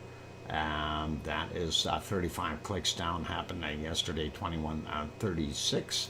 Then 4.4 here in Fiji from 10:04 a.m. And that is 526 kilometers down. Two more side by side here in Fiji, 4.3, 7:52 a.m., 552 clicks down, and a 4.6, 543 clicks down. That one was 18 minutes after midnight. The other one was at 7:52 a.m. So a bit of a gap of time. And this one, Loyalty Islands, 5.1, 4 a.m., 10 kilometers down for that one. Don't see too much happening there in between. We do have this one, 5.7 here in Indonesia. And of course, this is Jakarta over here. This is Merapi over here. And this is Krakatau over here. So it gives you a pretty good idea of where you're at. So that is fairly populated in these areas. Hopefully there's nobody hurt or anything like that. We hate seeing that. going up into Philippines, 4.9 up there, 55 minutes after midnight, 9.5 kilometers down for that one. Northern portions of Japan had a 4.1, 11:29 was the time on it. 161 kilometers down for that 4.1. We see this one is that China, yep, 4.4, and Hebei, 14:20 was the time on it. Today at 10 kilometers down. Don't see anything up in the Kamchatka, and very little in the Aleutian Islands, just this little 3.1 up here, and that was from yesterday at 22:03. So that's what we've got there. Sliding over a bit more though, we see this one, Russia 4.3, and that is yesterday's 17:39. I think we might have seen that. This one, is it Zing Zang? I don't know if I said that right, but 4.6 kilometers down, 23:24, 10 kilometers down, 4.6. That is from yesterday. That's just about in the mountains here. So pretty awesome. And then we have these two, Afghanistan 4.5, yesterday's 1821. 94 clicks down for him, on a 4.4 from 1959 at 102 kilometers down for that one. Sliding over, we don't see anything else on this map other than this little shaker right here, just off the coast of Greece, and that one is showing a what is it, a 4.2, 13:59 is the time on it. And Grand Z, I'm too far north in a subtropical zone. Okay, Grand Z, no worries. Anyway, this one, like I said, 13:59 was the time on it, 42 kilometers down for that one. Let's pop over to the other map real quick, though. I just wanted to mention what Piggy was feeling earlier. They've had some in her area. Of course, there's the island of Kos. They did have this guy here, 2.7, and that is considered part of Turkey. 6 kilometers down for that one. That was yesterday's at 10:12, and then we have a couple more here. 3.2. Yesterday's at 2:15 for that guy. 10 clicks down. This one here today at 12:14 her time, or just after lunch, 3.8, 20 kilometers down. And there was a couple more small ones in here as well that were from today. Let's see if we can find it. Anyway, maybe this guy. Yeah, this guy was from today, 2.7 as well. So she did feel the two from today definitely noticeable there in the island of Kos. And let's go over to, don't really need to refresh this, but I am going to, just in case there's more quakes there in the Canary Islands. I did say I was going to look at that. So let's take a quick peek. We do have a couple of new shakers there. 8:17 a.m. 3.5. That is right there. That 3.5 is 5 kilometers down, and then this other one here is a 3.7, and that is 24 kilometers down. The 3.5 happened at 8:17. This 3.7 was at 12:20. So a little bit bigger, 24 clicks down. This is an older one from yesterday, or 2 days ago actually, so I'm not going to worry about it. But let's take a quick peek in the Canary Islands themselves. Nothing really major going on La Palma. We do have a 1.6, the newest one, 22:41 is the time on that 1.6.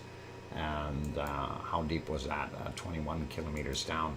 And let's take a look here in La Palma, see what we've got for today.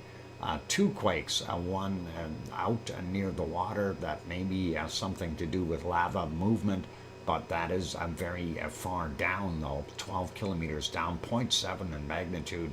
And the other one is very close to the same area there, doesn't show depth. I don't know what that means, but 4:39 a.m. is when that happened for them. So lots of activity around the planet and doing its thing.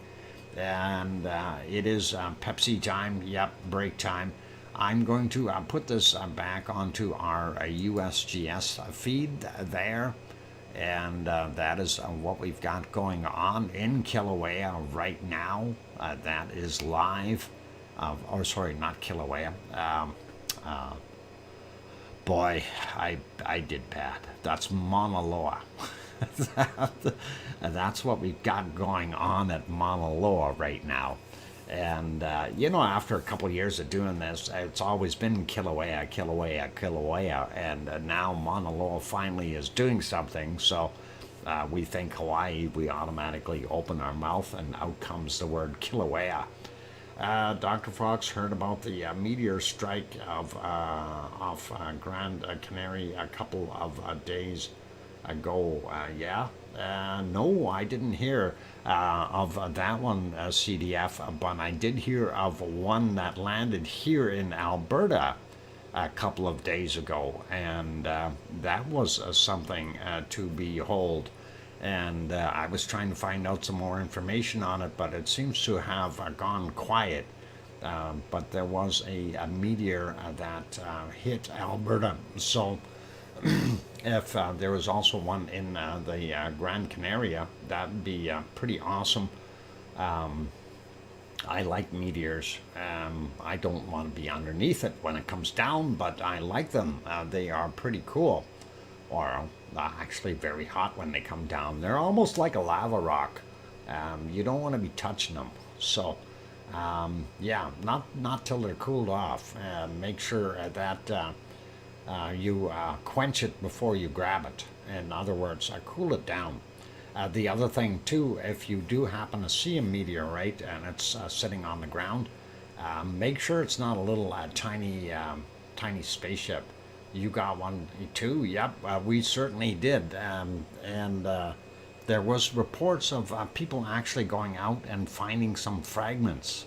And I'm still trying to track that down, trying to see where they went and what they were as CDF. So anyway, I'm going to leave this on here. I'm going to throw my wonderful canned music back on. That is the royalty-free attribute-free stuff from YouTube. I'm sorry it doesn't appeal to everyone, but it is what it is. So I'm going to do that. We do have a bunny eating at the in the bunny dome, the drive-through right now. So that is all good. And I need to take that break. My throat is really starting to get a little bit on the cooked side. So a Dr. Foster, I went to glycerin in the shower of rain. He stepped in the puddle light.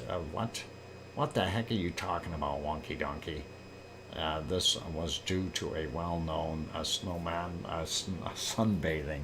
Oh boy, you're gonna cause problems, Wonky Donkey. We know what we need to do if you don't behave. You do understand, Wonky Donkey, there is always retributions to your actions, and be very careful because what could happen is you could be singled out as a target. You know what that means, right? I'm kidding, Wonky Donkey. You're a nice guy. I would never stick a pin in you. Unlike some other people we know, but that's okay. I'm kidding. You're not much of a target. Easy to hit. But anyway, I'll leave that alone, and we'll spare you for now there, Wonky Donkey. All right, I'm going to go take a break, you guys. Be good. Eyebrow red paint. Yep, we got it. Anyway, always great to joke around a little bit there. Every action has an equal and opposite reaction. You bet. That is that is our wonderful Isaac Newton that came up with that CDF. And when Irish Monk comes back in, he knew Isaac Newton personally since he's that old. So it was pretty cool, and he passed along some interesting information. Anyway, speaking of Isaac Newton, though, when you take a look at Einstein's general relativity, and if you look at the entirety of everything that's out there, Einstein's theories work very well with that. But if you take it and downscale it and put it back into Newton's era, all those things that Einstein came up with work for Newton's stuff as well, because they were of the same thought pattern. Well, I had a dinosaur as a children's pet. What kind of CDF? Mine was an ankylosaurus, but he got a little out of hand, tried to poke me with his tail there, and he's got those 3 spikes, bony spikes on his tail. Anyway, I'm going to leave him alone. Be good, you guys. I'm going to take a break, and I need to calm my throat down. I'll be back. Here comes that music, and keep smiling, play nice in the wonderful lava, and don't hurt yourselves. Stegosaurus. Stegosaurus is nice. They taste good. Okay, I'll be back. Hit that like button and subscribe if you haven't done that yet. Thanks.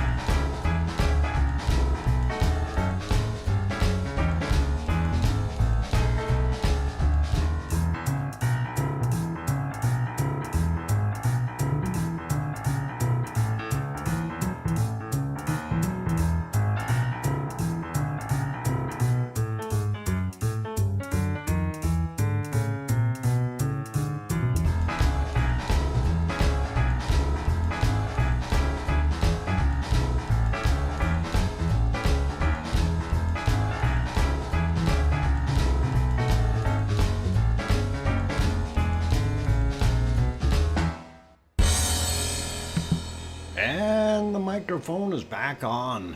Welcome back, everyone. I'm your host, DrFox2000. You're watching a VolcanoX live stream, and thank you for the welcome backs from Sue and Teresa and Leo and Oh Mommy of Hamster Sing. Welcome back, Uncle Doc and Alba Girl, and let's see, hey Doc from Sophie, thanks, and Kananaska's Country, thank you, and Colin as well, and I hear you from Sharon Stewart. And thank you, Karen, or Sharon, sorry, Trout Mubbles. Anyway, all this lovely lava has got me all excited. And look at the heat plumes and gas and everything and just coming off of that. It's no wonder it's putting out so much SO2. You really do see a lot of off-gassing in there in addition to that lava boiling up. So pretty wild. I wouldn't even want any pronunciation, but I wouldn't give any hard pronunciations today, Doc. Welcome back. Thanks, Cookster. And yeah, my voice just is not going to do it. Thanks, Grandma B. Juniper, welcome. Glad to have you on board. Anyway, you see what you got on screen. Of course, USGS does have a live camera on Fissure 3 at Mauna Loa. It is the only active fissure there right now. 1, 2, and 4 have pretty much shut down completely. And just to give you an update of what I was talking about and referring to, the amount of SO2 gas coming out of that volcano in addition to that lava, there is approximately, well, on the 1st they measured it at 180,000 tons per 24 hours or per day coming out of there, and hence the coverage all around. Well, a good chunk of the northern hemisphere is already seeing it, from way west of Hawaii all the way over to Africa. So that is pretty awesome and not good, but it is there. Huge off-gassing here, and yeah, it is. That is a lot of gassy material coming out, and I hope that things are okay. That heat wave is really awesome. Yep, it is. It's amazing to be able to see those plumes, and that those heat waves can actually be hotter than the lava. It's just like the corona around the sun. When you say the sun itself is 5,800 degrees Kelvin, yet we see the corona is in the millions of degrees.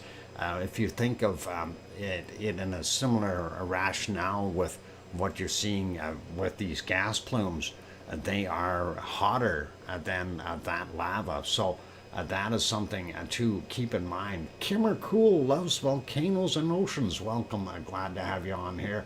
Wow, that's a lot of lava. It is.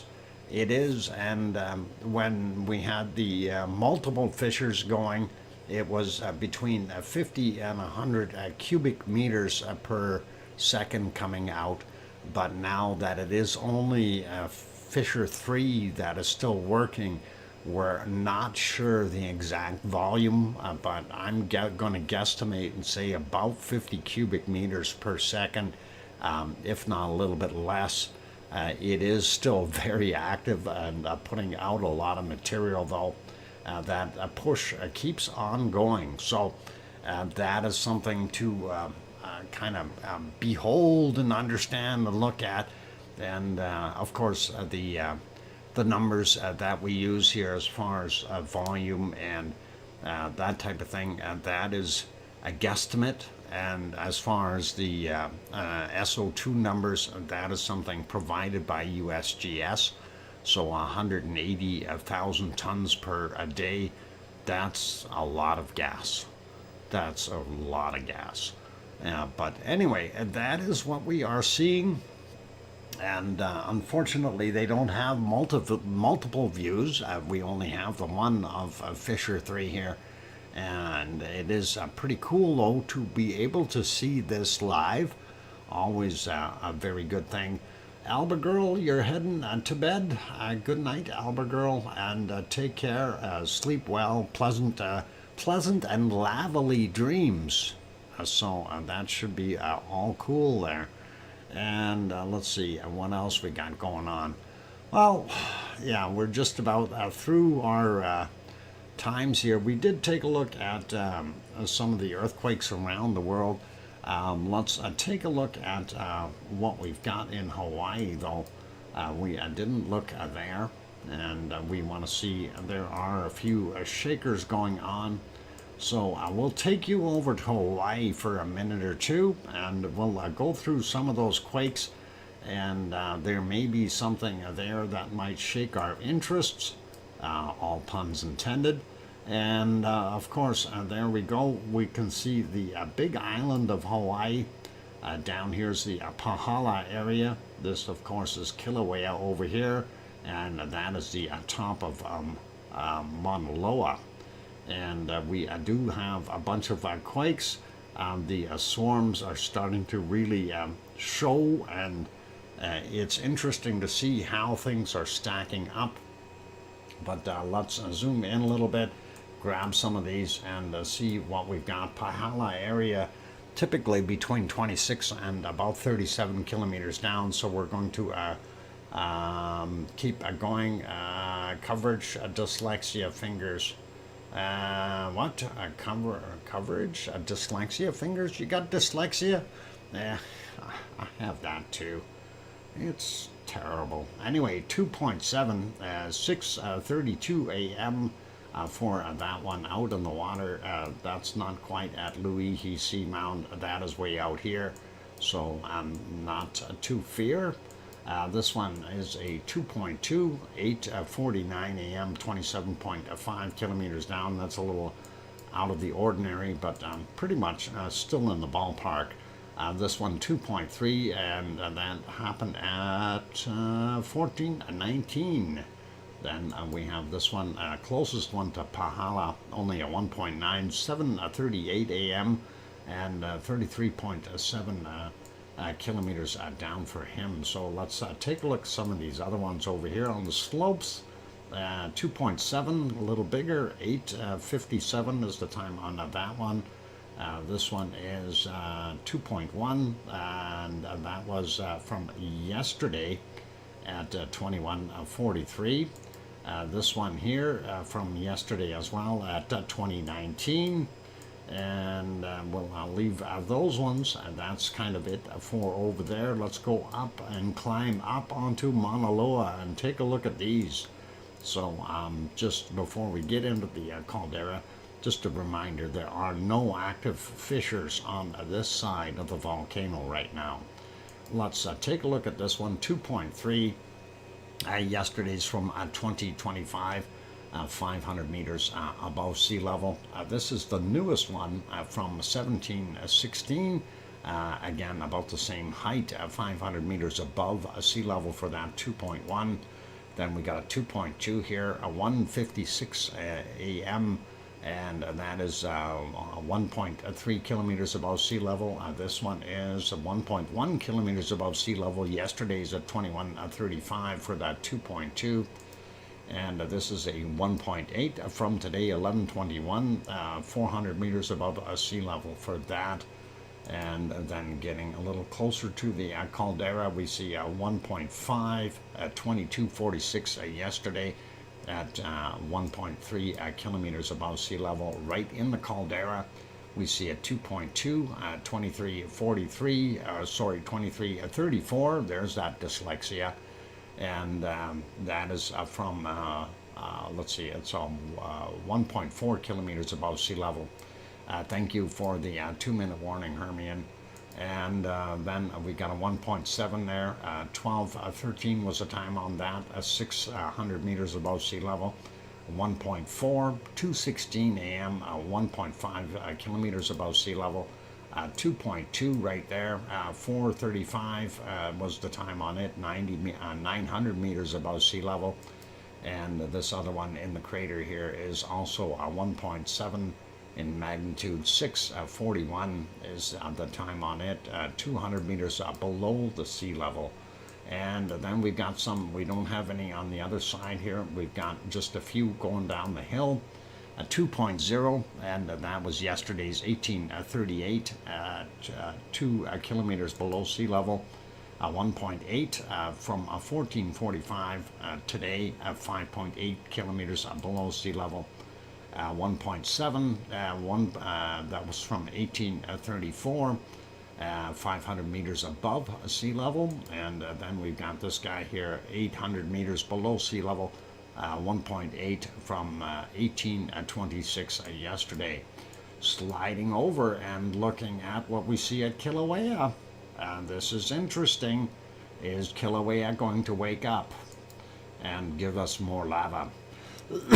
I see the time. I'm just going to finish Kilauea and then I will take a break. I need to. Thanks, Sophie.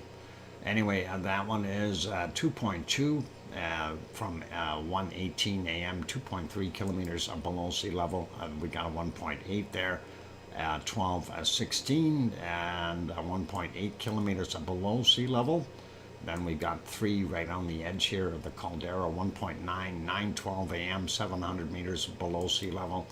1.8, 9:43 a.m., and that is a 0.8 of a kilometer below sea level. This one, 1.8, 9:45 a.m., and 0.8 or 800 meters below sea level for him. This one, a 2.0, 5:39 a.m., 1.9 kilometers above sea level. And then we've got this guy here, just about at the old viewing area for 2 pineapples. 1.8 and 6:08 a.m., 1.7 kilometers down for him. Then we've got this one here, 1.8, 14:38 was the time on it, 400 meters below sea level. Then this one, 1.3, 5:38 a.m., 200 meters or 2 kilometers below sea level. 1.8 from 50 minutes after midnight, 2.3 kilometers below sea level. And we'll look at that 1.8. 12:30 was the time on that guy, 2.2 clicks below sea level. This bigger one, 3.1, 2.3 kilometers below sea level from 12:32. And the latest one, that was from 1712, and that is 2.4 kilometers below sea level. So a little bit of action around Kilauea as well, as far as quakes are concerned. That is, I'm going to say reluctantly, that's a good sign, because we want to see both of them erupting at the same time. Anyway, on those friendly notes for right now, I do need to take another break, you guys. My throat is not going to handle doing this too long. But there were your Hawaii earthquakes. We already gave you the rest of the world earlier, so that is all good. The only thing that we really have left is to do the weather, and we'll do some of that afterwards. And then what I was thinking is we will continue to stream this for another hour or two. But without me doing any talking. We'll just throw the music on, turn the volume down on it a little bit, and let it go. But for right now, don't go away yet. We got more to come. Of course, this is Fissure 3 at Mauna Loa, Hawaii, and it is alive, and that is from the USGS feed. Yes, rest that wonderful voice. Thank you, Cookster Littlefield, and it is at that time. For those good people who are here, if you have not yet, hit that like button. Help us out. And the YouTube analytics do wonders. The more likes we have, the better off we are. It helps a good little channel like ours grow. Also, if you haven't subscribed yet, that's another way of making us grow. And that is to hit that red button and turn it to gray. And don't forget to hit the bell notification. And on that friendly note, it is time for me to go take that break. You can probably hear my voice is starting to change a little bit, and that's not a good thing. I'll be back in about 5 or 6 minutes, if not a little bit more, watching the East Rift Zone off Kilauea. Okay, sounds cool. I'll be back. Sorry, the throat is not good. I appreciate your stream. Anyways, rest up. Okay, I'll be back in a little while here. Don't go away, guys. Hit those like buttons. I'll be back. And welcome, old Nick. Good to see you in there. And Leo says, for a Pepsi and throat lozenges. Thank you very kindly, Leo. That is awesome, Leo Carlson. There we go. Get that in there. And Australian is $7.99. That is cool. Thank you very kindly for that wonderful support, Leo. I appreciate it.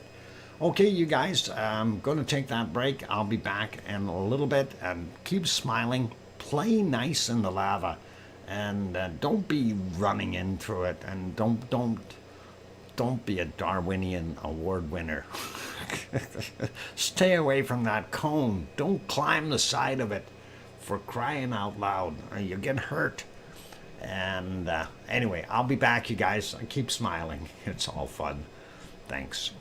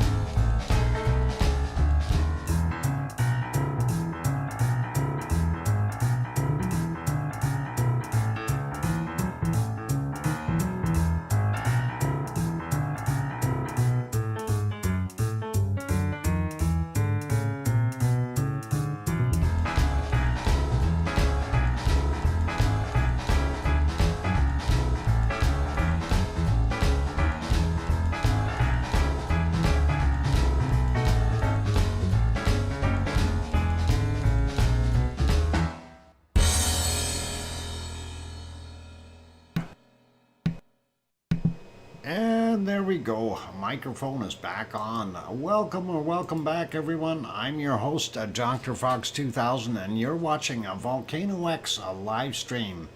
And yeah, my voice is done for today. We're going to do the weather right away, and then what I'll do is put it back onto the live lava from Fissure 3 here at Mauna Loa. So all good.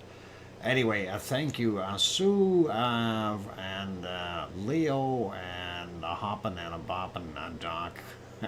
And thank you, Hermione and Kevin and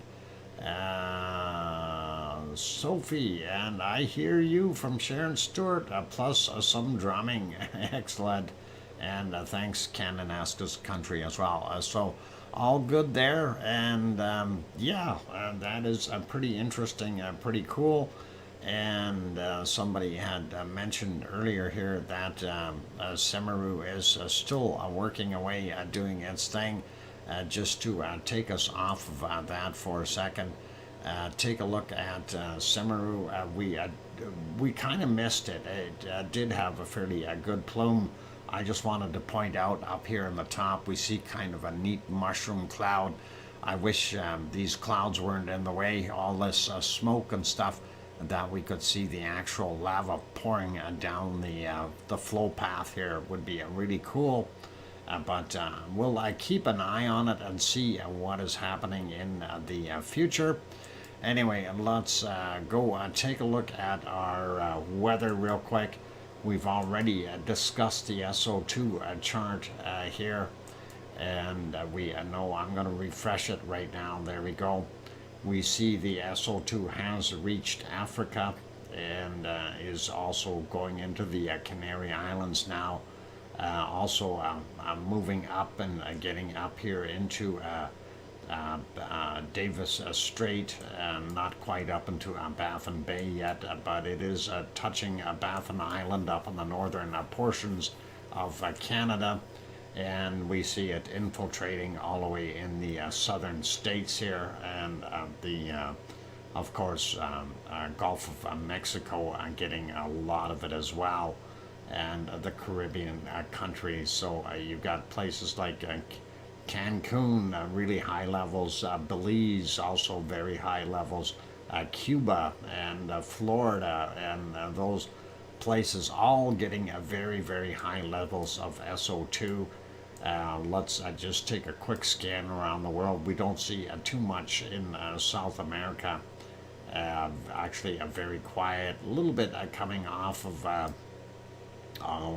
White Isle volcano here in New Zealand, and Leo's got its barbecue going. I can tell.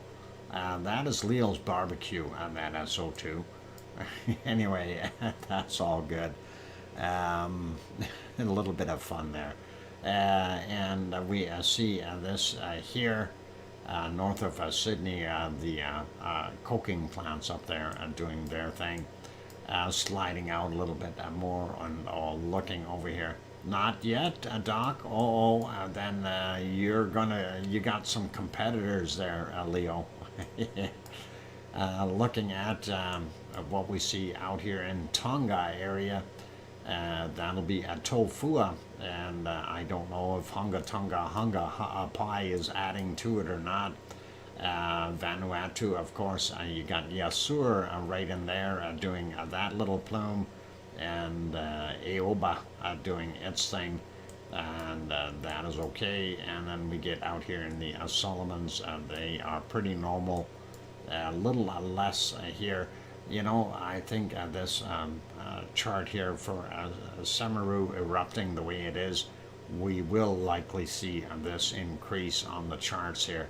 So be prepared to see a little bit larger of a red area over there. And Ibu and Dakono still doing their thing, a little less out of the Philippines, same with the Japanese islands there. Fairly heavy SO2 in our wonderful China over here.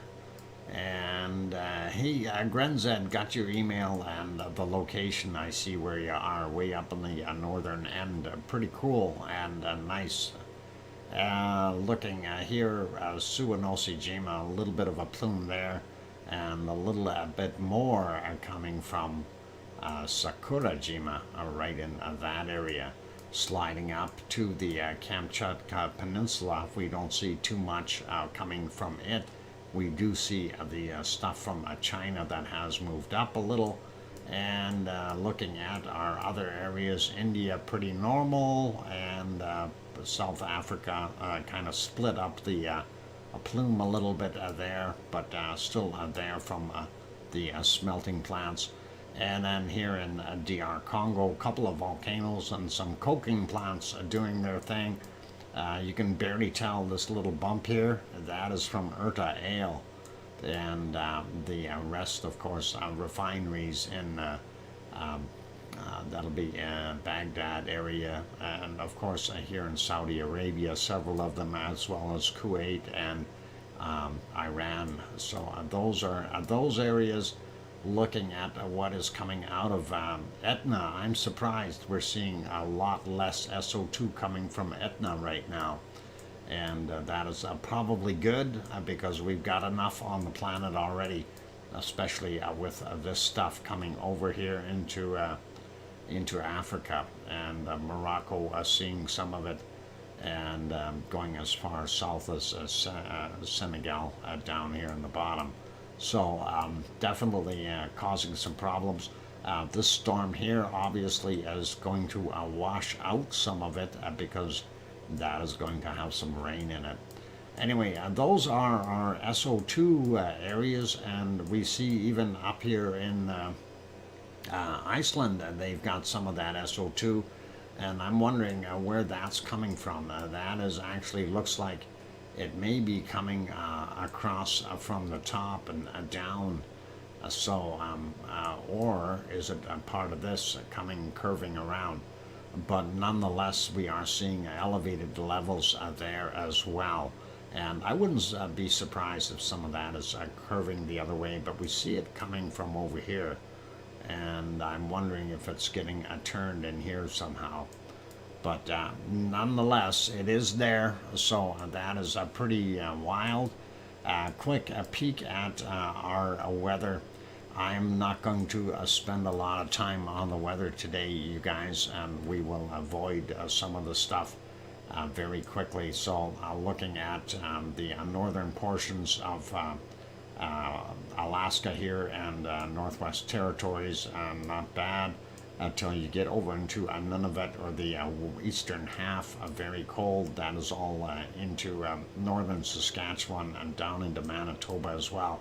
A little better here in Alberta today. We still see a lot of cold out in British Columbia, sliding over northern Ontario, quite cold. We have another low sitting there in northern Quebec, and a low sitting in Hudson's Bay again.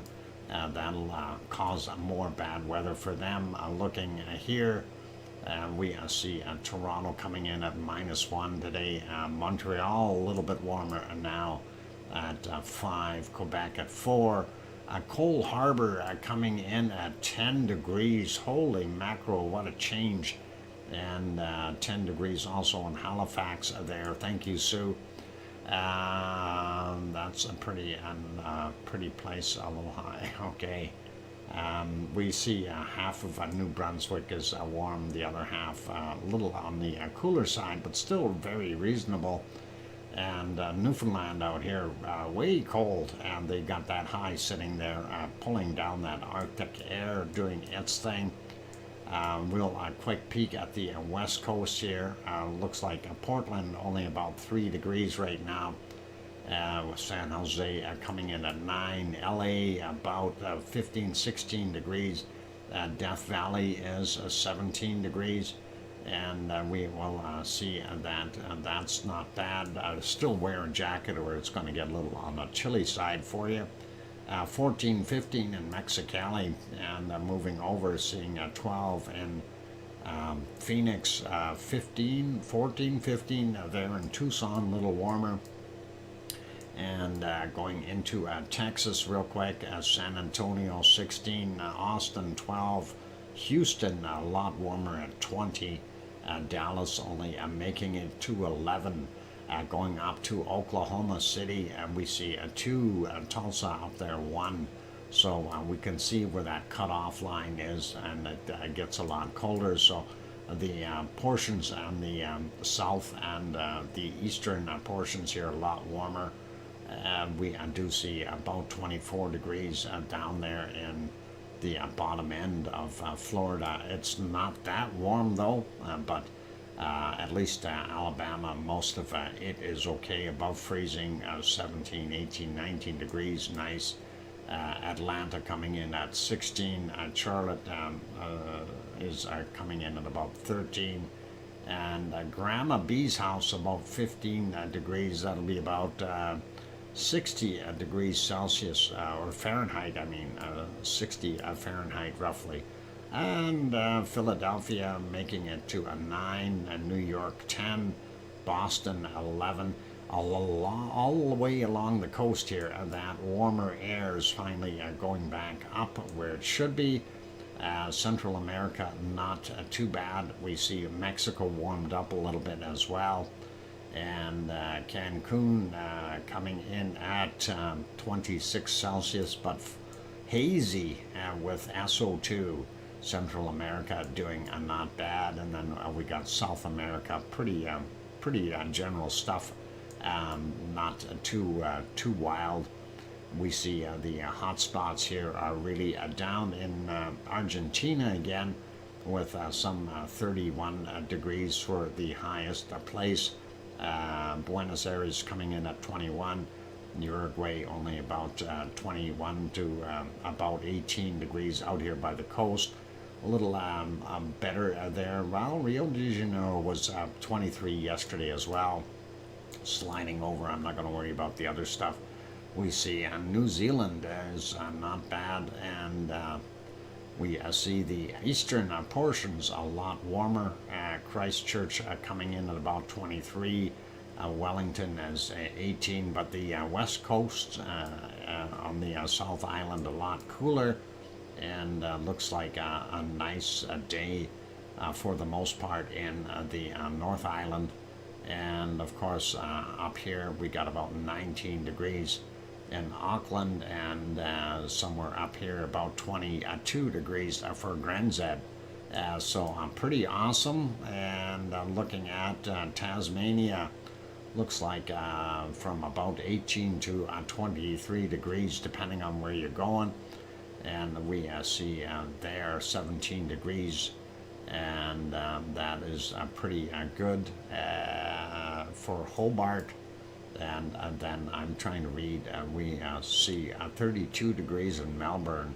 Oh boy, Leo, you better get that barbecue going. And if you don't use the barbecue, you can always just use some tin foil and set it out on the sidewalk. I'm sure it'll cook. Anyway, looking at what we got, 29 over in Adelaide. A little cooler in Sydney, and going up to home of Oz, about 24 degrees Celsius today. So a very, very nice day. Cook on the road, yep.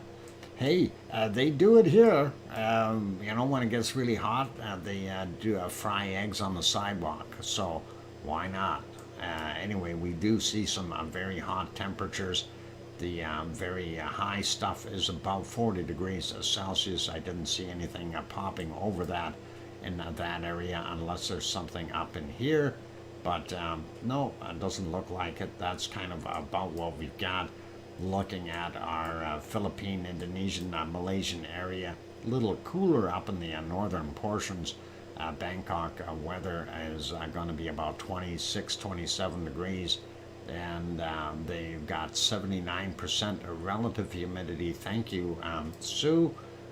Manila coming in about 30, 31, depending on where you're standing.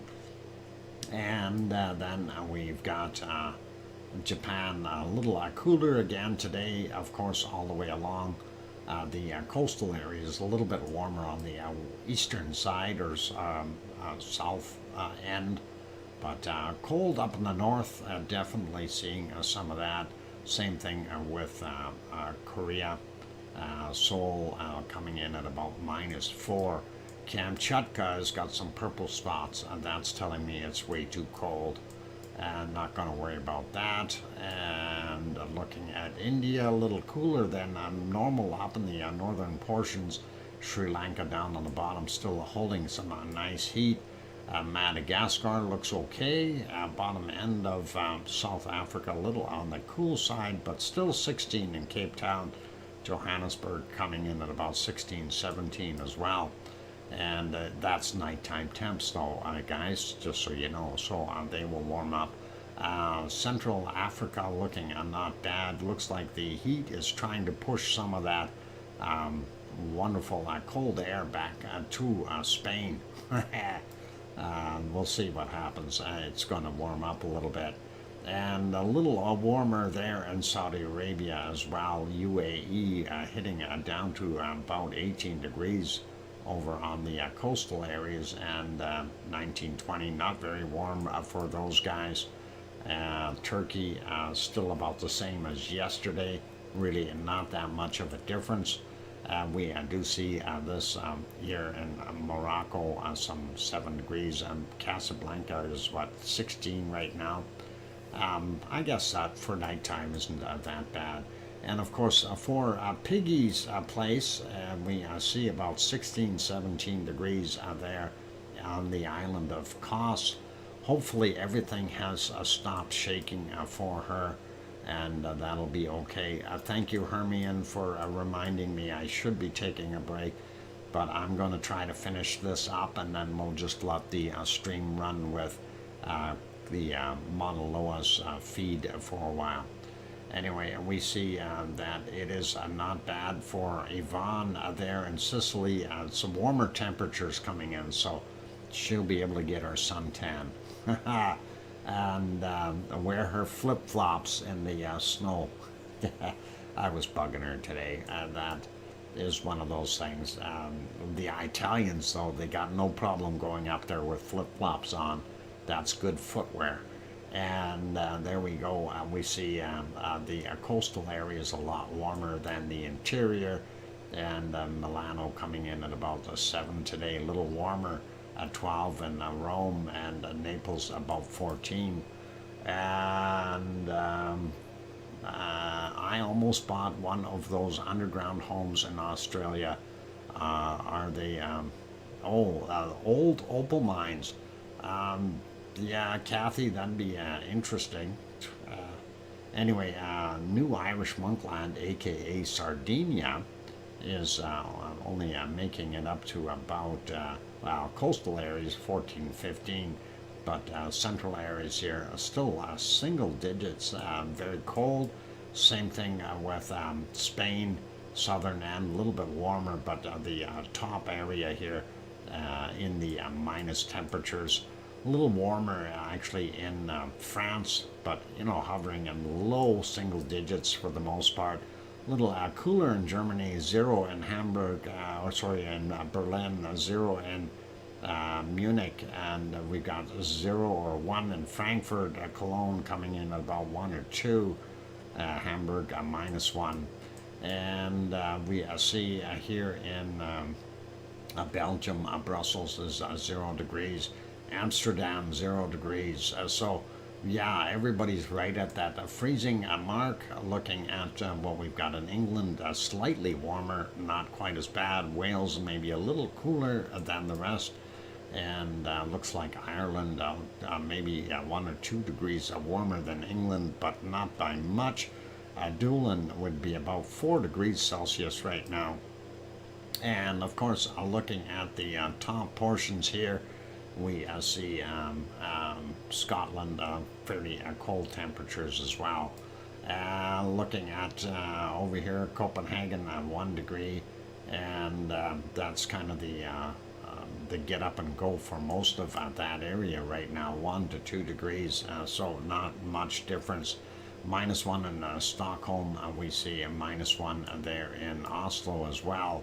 Riga is a -2. St. Petersburg, aka Leningrad, is -5, and looking way over here, -10 in Moscow, and the northern portion's a lot cooler in Norway, Sweden, and Finland. And looking at Iceland real quick, seeing what we've got there.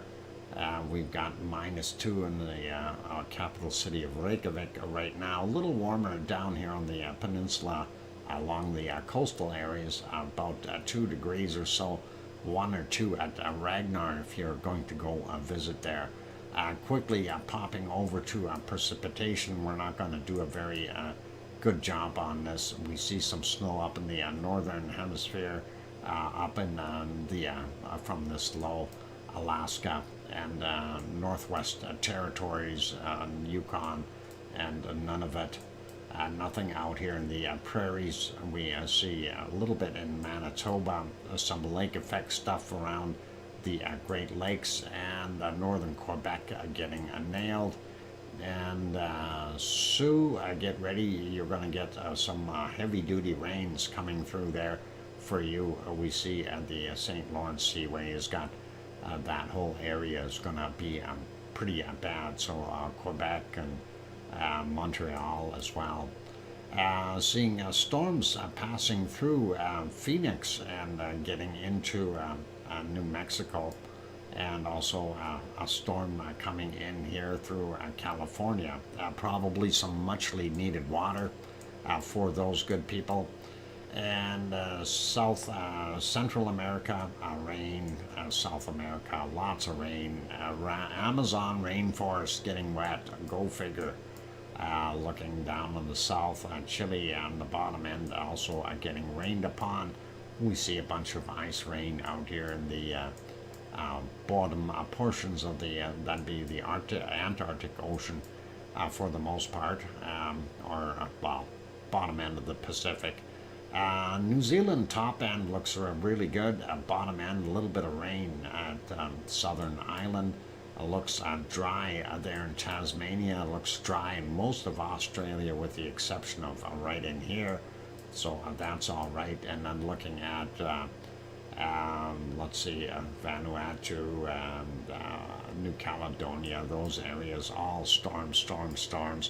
And storms all over the place. So what can I say? Indonesia, Malaysia, and of course the Philippines, you know, they're getting nailed. And it's a La Nina, and La Nina is doing it. Pushing all that moisture over. In case you don't quite understand that, you see right here, we'll use that central storm here and this as a guide. So it's almost like a triangle. We've got cold water upwelling here, and that moisture gets into the air, and then it gets compressed as that triangle closes up, and that ends up bringing a lot of moisture into this area. When it's El Nino, it's the other way around, that it pushes back and puts the moisture on this side, and they have better weather. But anyway, let's continue on up here, looking at Japan. Poor people there are getting rained upon, and snow up in the northern portions. They've got this low sitting off the Kamchatka Peninsula, and our trio is really getting nailed there, and some snow up there in the Kamchatka. And looking at the Indian Ocean, we still see it there doing its thing. Central Africa, of course, getting some rain, not so bad in Madagascar. And zooming in here real quick and taking a look in Greece. Piggy is not getting rained on right now. That's okay. She's got a bunch that happened just recently, so they're okay for a while. And looking at our theater here in portions of Greece and Italy and Sardinia and Sicily, and going all the way up into the Alps and into France as well. Lots of places getting wet and snow, and the same thing goes for Spain, so they are getting some of that as well. Quick look here at the Canary Islands. Some of that will be getting wet as well. Not so bad though, and of course that is Europe's Hawaii. France, the bottom half definitely wet. A little fog happening in Germany. We see some ice rain over in Poland, but the most of Germany looks pretty clear. Same thing with Luxembourg and Belgium and Holland for right now. Some snow in Copenhagen, and that is just on the eastern portions of Denmark. And of course, we see some here at the eastern side of Sweden as well. Finland definitely getting snow up north, lots of fog in the northern climes, so for Norway and Sweden.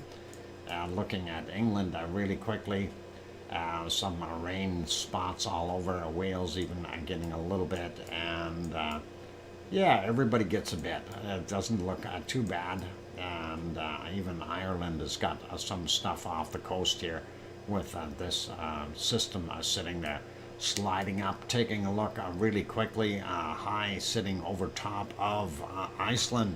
That's why we had good visibility today, and now they've got some fog happening. So that is all right. That's kind of our weather report for today. Let's take a real quick peek. Cold temperatures down in the southern hemisphere. We'll find our coldest point, and so far I found a minus 41 really quickly, a minus 42, and is what I see down there. And I don't see anything colder, so I'm going to leave a minus 42 be, and let's take a look at the northern portions of Canada, and we have seen minus 50 right in here already, and we'll take a look and see if we can find colder stuff. Where was it? Minus 48, 45.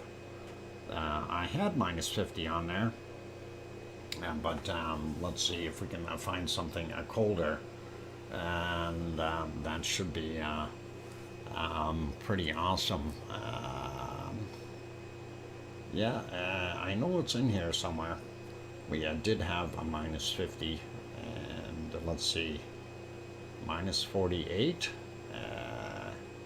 Where's that 50? I know it was here. There's 49, minus 49. And I know it was here somewhere. All right, I'll settle for minus 49 for northern Canada, and let's go over and take a look at what we've got in Russia, in Siberia. Very cold.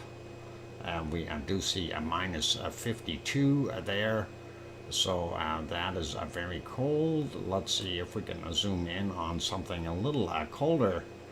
And minus 54 is about as cold as I think I want to go today.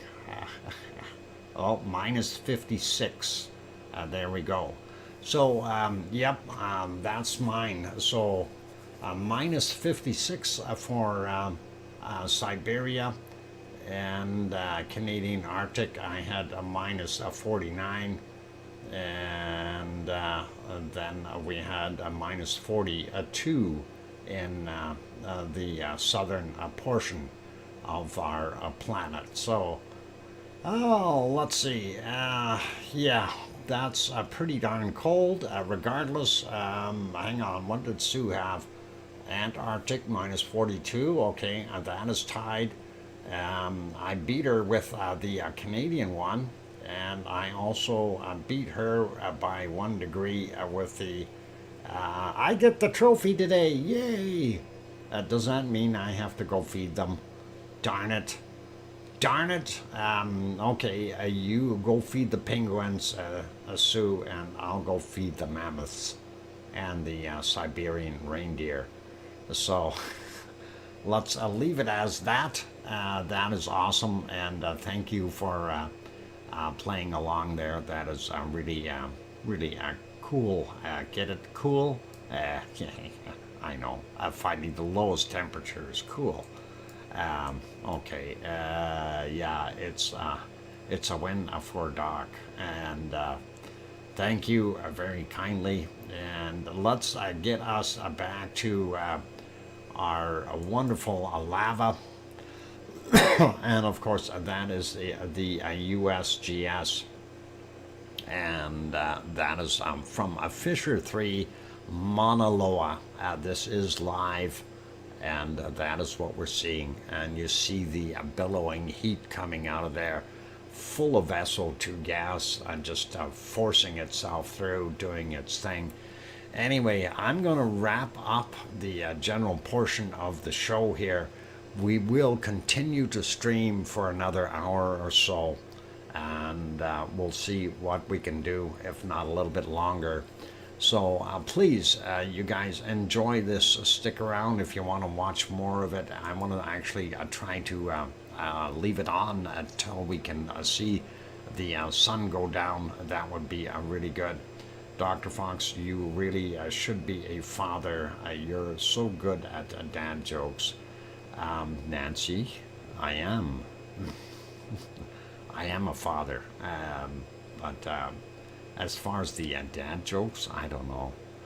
I don't know if I want to go to dad jokes. Anyway, for all those people who are here, if there's some of you that have not hit that like button yet, please do help us out and consider hitting it if you're enjoying the show. Also, if you have not yet subscribed to the channel, by all means, give us a quick bop there on that subscribe button.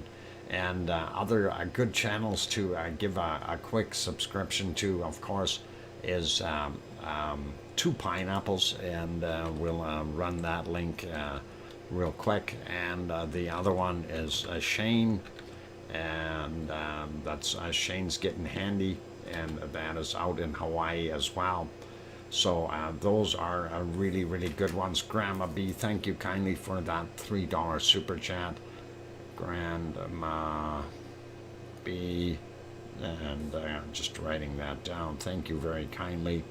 Appreciate that support. That is awesome. And thank you very, very kindly for every one of you guys that has thrown in support today. So big thank you to Grandma B and Oz for gifting memberships there. And thanks to Piggy and Rebecca Patterson and Oh Mummy of Hamsters and Linda Schoof and Leo Carlson and Sharon Stewart and Grandma B for the wonderful super chats from all of them. That is awesome. I do appreciate that support, you guys. And on that friendly note, it is a time for me to basically shut things down on my end. Actually, it's my voice I'm concerned with. So what I will do is leave this play. I will throw on the music, but I'll leave it play here for at least an hour and 15 minutes or something like that, hour and 20 minutes. And we'll see, maybe even just a tad longer. I want to see the sun go down. So we'll go from there and see how things look in a little while. I will probably pop back on and say hi to everyone in about 45 minutes or so, just to let you know I am still alive and doing my stuff. On that friendly note, be good, be kind, and please, everyone, take care of yourselves on this fine evening. It is a Saturday night here, of course, in Edmonton, and it'll be a Sunday morning in many places that are in the future across that international date line. And they're already on Tuesday. Not kidding. Anyway, all good. So be good, be kind, take care, and please, most of all, make sure you tell your loved ones that you love them tonight, for tomorrow is never promised. I'm your host, DrFox2000. I'll be back in probably about an hour or so. Don't go away, guys. We're going to let it run with the USGS feed from Fissure 3 at Mauna Loa. And we'll take care, everyone, and we'll see you later. Oink, oink, and good night.